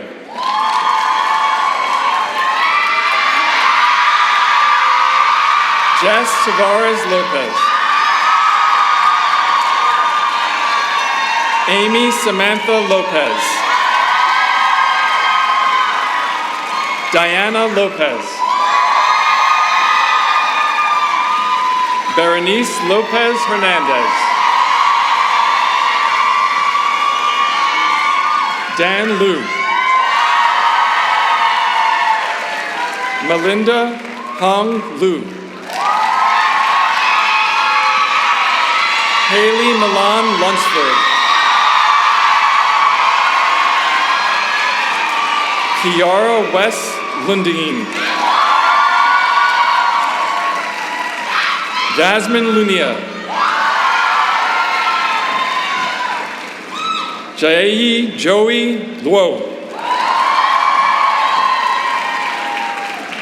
Marie Lou Pierce. Eliza Marie Lynch. Claire Ma. Minrei Ma. Catherine Laura McCauley. Sarah McKay. Megan Rose McGuire. Audrey Leon Ma. Crystal Mackenzie Maimo. Gloria Manhay. Magdalena Manrique. Juning Mao. Elizabeth Margaloff. Christina Marquez Pareda. Elizabeth Marsden. Blanca Martinez Herrera.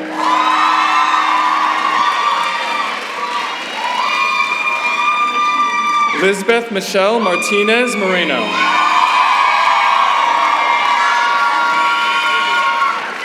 Maya Mingshu Mascari. Hannah Matsukawa.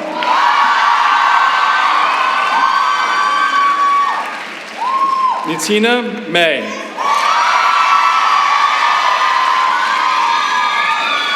Kennedy Yvonne Mayo. Alexandra McCarthy. Isabel Dennis McDermott. Natalie McGee. Riley McNair. Emma Odette McNulty. Genevieve Mellott. Emma Elise Myers. Rebecca Ann McKaylee. Lily Claire Kim Millard.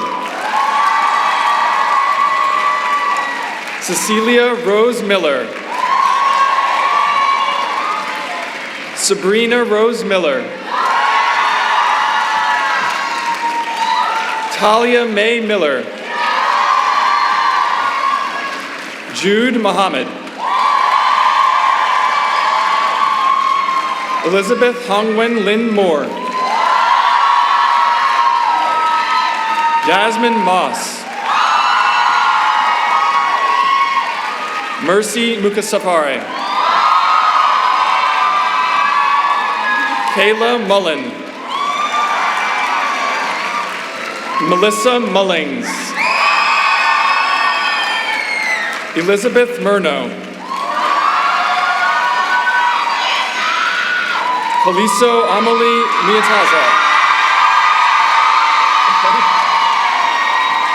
It's Khatiso Amahle Miataza.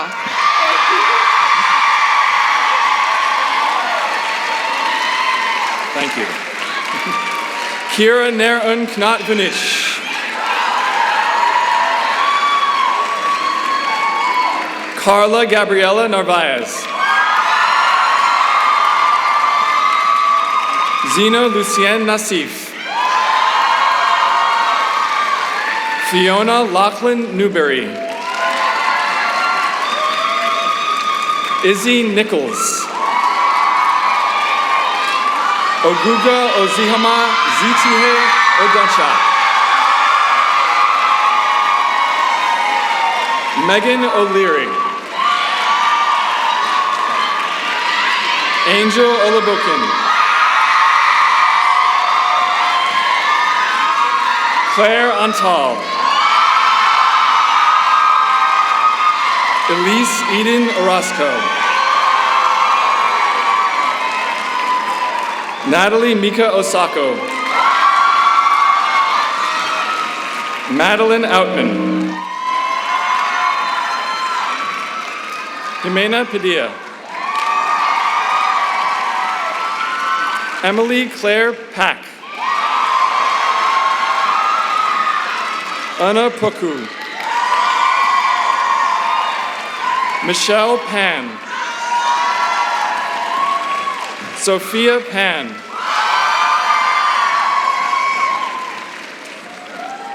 Jennifer Pantoja Ramirez.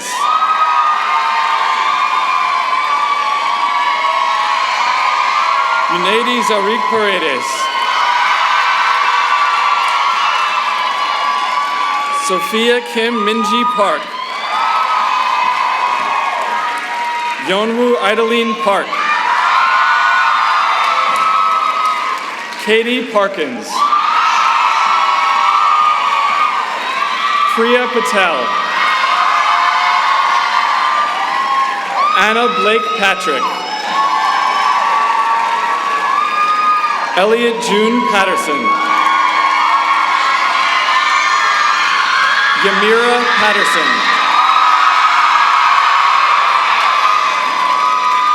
Eva Megan Pavlovska. Margaret Banks Peck. Kimberly Judith Piscina. Annalise Jean Purebuttle. Claire Jingxing Peng.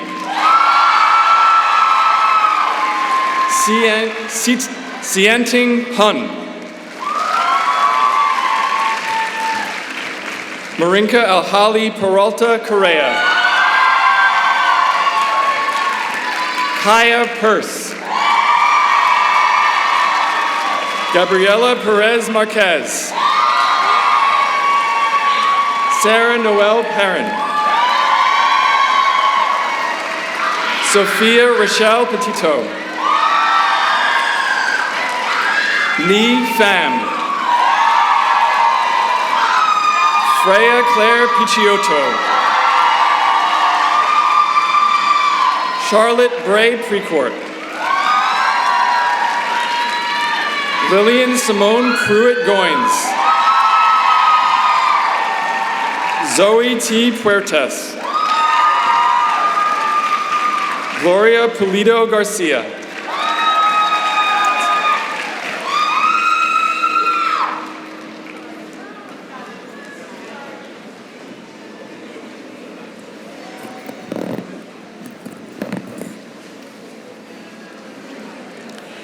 Louisa Qureshi. Michaela Ramdani. Adarsha Ramesh. Fabiola Rodriguez. Jocelyn Ramirez Rodriguez. Marielle Brooke Randall. Haley Deanna Reed. Emmy Regan. Julia Catherine Misu Reich. Keshin Tiffany Wren. Rachel Yushwen Wren. Melissa Ratana. Audrey Noel Laura Richardson. Emily Richardson. Sadie Starr Richardson. Grace Rigsby. Mia Rivera Guardiola. Amanda Marie Roberts. Madeline Jean Roberts. Courtney Robinson. Celeste Stevens Rodriguez. Jocelyn Olady Rodriguez Morin. Amelie Odette Rodriguez del Toro. Catherine Ross Rodriguez Marquez. Dalise Rodriguez Vieira. Anya Rohatki.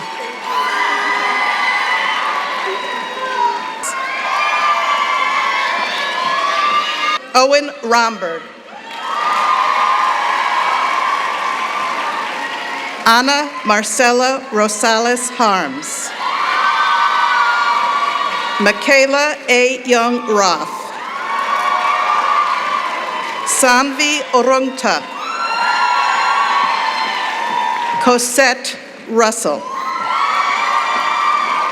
Alina Tilde Sparky Sabsundan. Shayla Sagath. Aliyah Sanoon. Mana Sakamoto. Serena Anis Salam. Ashley Salmeron. Elizabeth Adriana Samaniego Alvarado. Amisha Samaru. Bella Sanchez Taipa.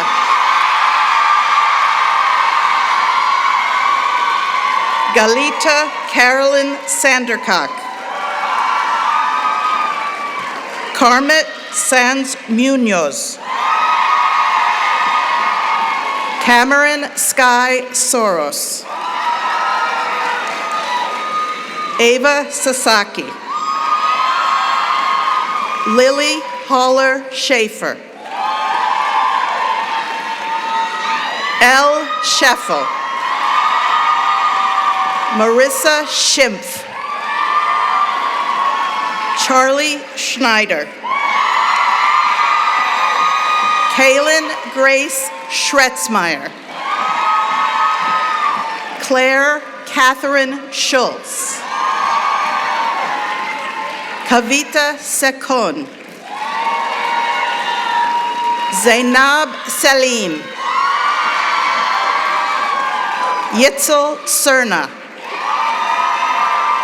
Mara Sieverts.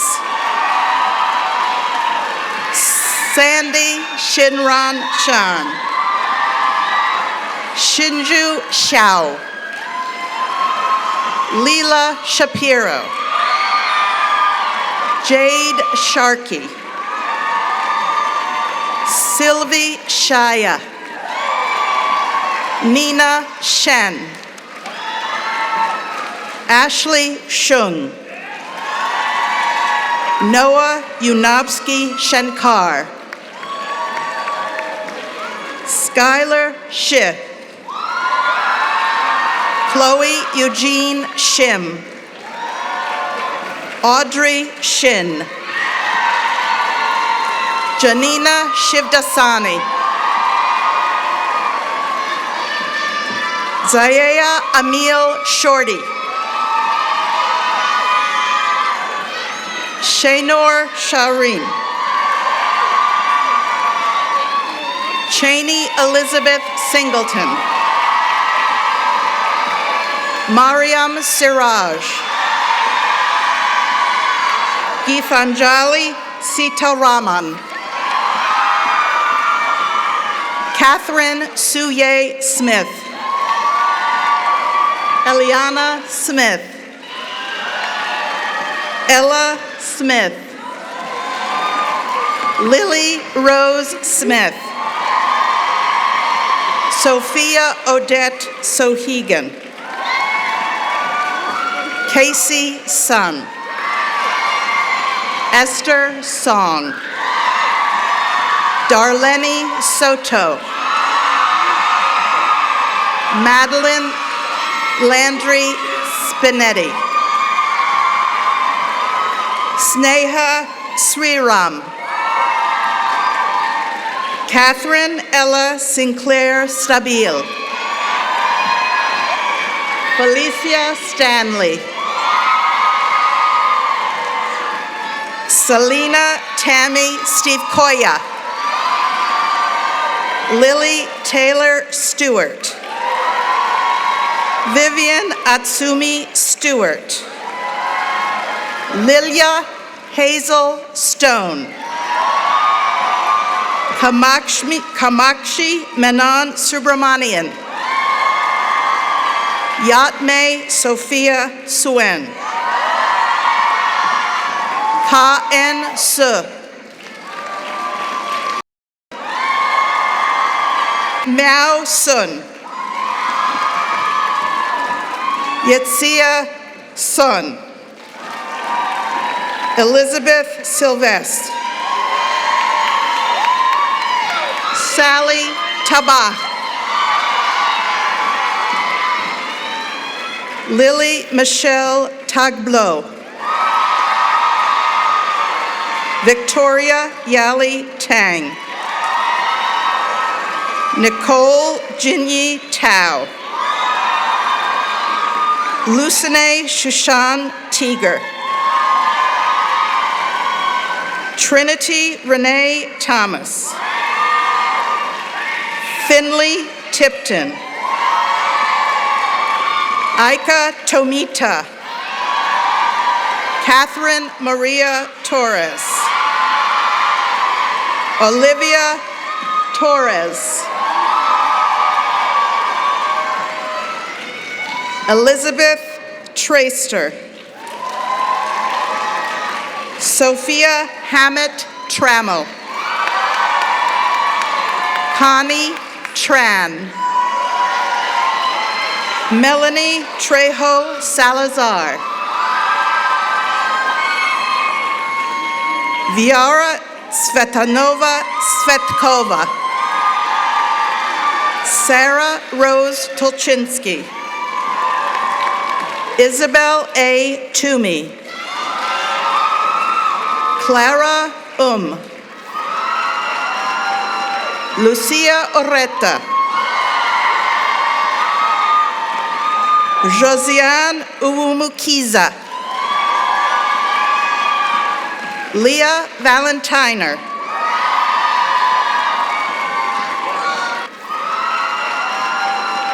Samantha Maria Vasquez Maradiaga. Namisha S. Venkatara Mani. Shreya S. Venkatara Mani. Aveline Sumulong Van Baren. Kendall Marie Van Kaal. Sana Eve Walker. Catherine Chinyong Wang. Chuyan Wang. Maddie Yadi Wang. Naomi Changmei Wang. Cynthia Anju Watanabe. Isabella Vavzhinyak. Jessica Way. Lucy Tillman Weil. Angela Wen. Ella Wesenyak. Marina Gabriela Ludwig West. Kiko Wheelock. Emma Armstrong Winnie.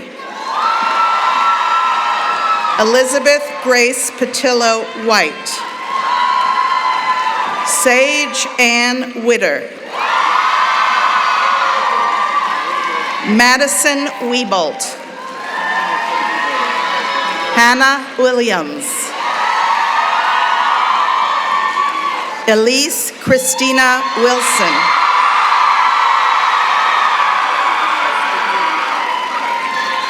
Idana Wilson.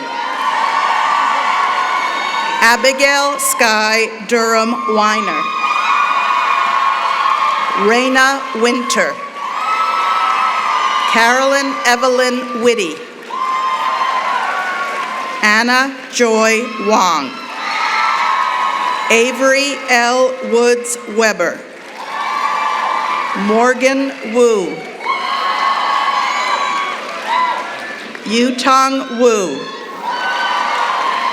Rosemary Joy Wenachenko. Karen Lee Xiao. Angela Yuting Xie. Sophia Shin. Li Wen Helen Xing. Fangjoan Xu. Jaya Han Xiu. Grace Zhu. Wunhan Xue.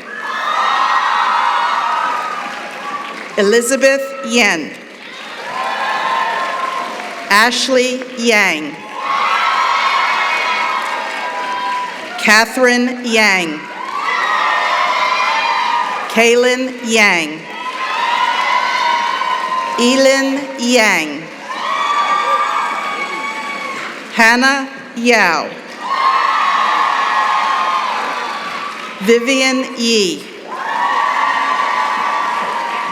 Jacqueline Amaya Yentumi. Lee Kira Yin. Angela Lee Mei Yong. Morgan Young. Isabel Yu. Sejin Iris Yu. Chaewon Yoon. Mariam Zad. Lila Zakaria. Gabriela Lucia Zasada. Alessandra Noel Zapeda Ortiz. Amy Zhang. Brandy Xinyi Zhang.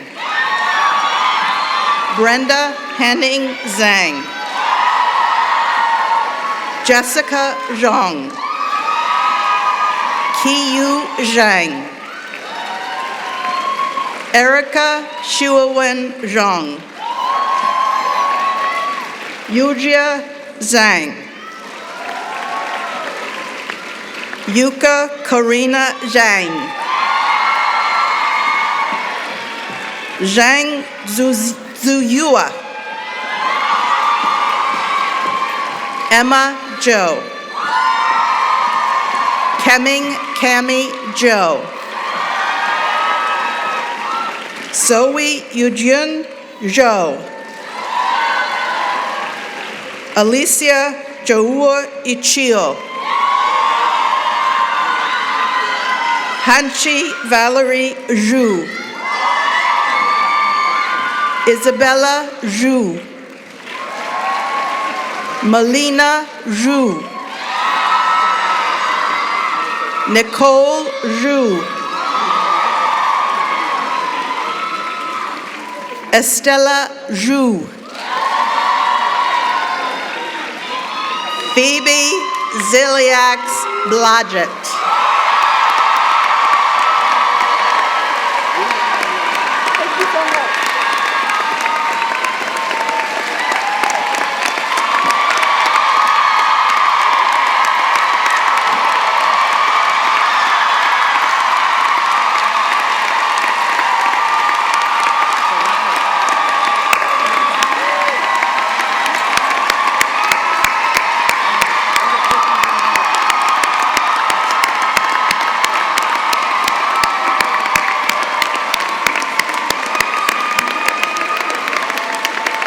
Congratulations and best wishes to the class of 2026. I salute you.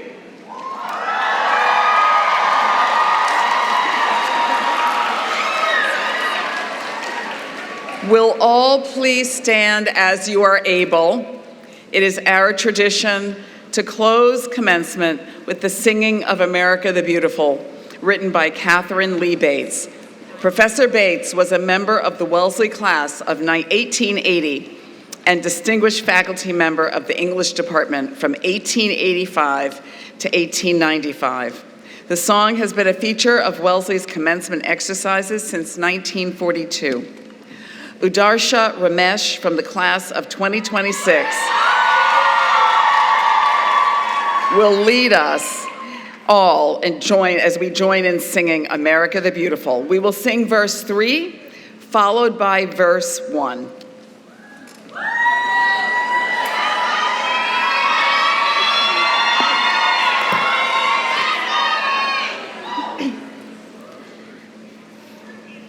Oh, beautiful for heroes proved in liberating strife, who more than self their country loved, and mercy more than life.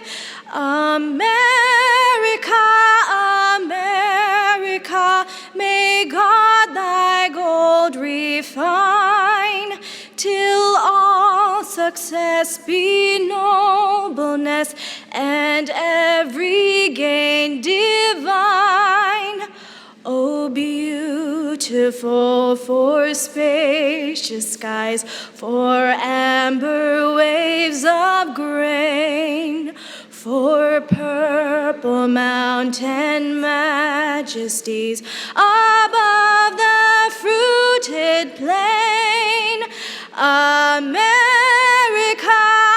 America, God shed his grace on thee, and crown thy good with siblinghood from sea to shining sea.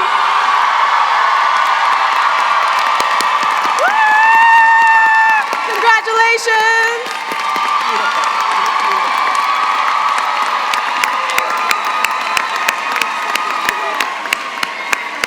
Absolutely beautiful. Thank you, Adarsha. Please be seated. I invite Chaplain Amira Quraishi to return to the podium to deliver the benediction.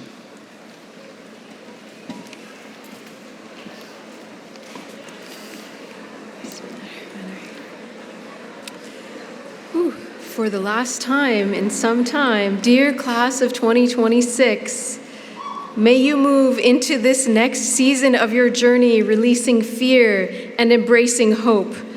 May your faith and the lessons you have learned from your ancestors, your loved ones, and from this community guide you when you are unsure of what to do next. May you work towards a more just and peaceful world.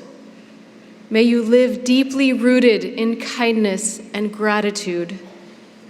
Go in peace with our blessings and our love. Amen.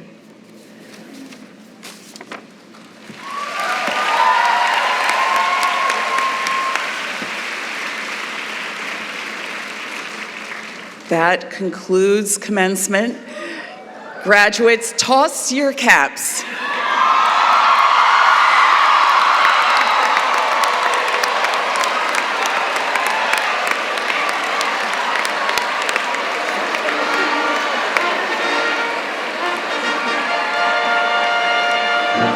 This way.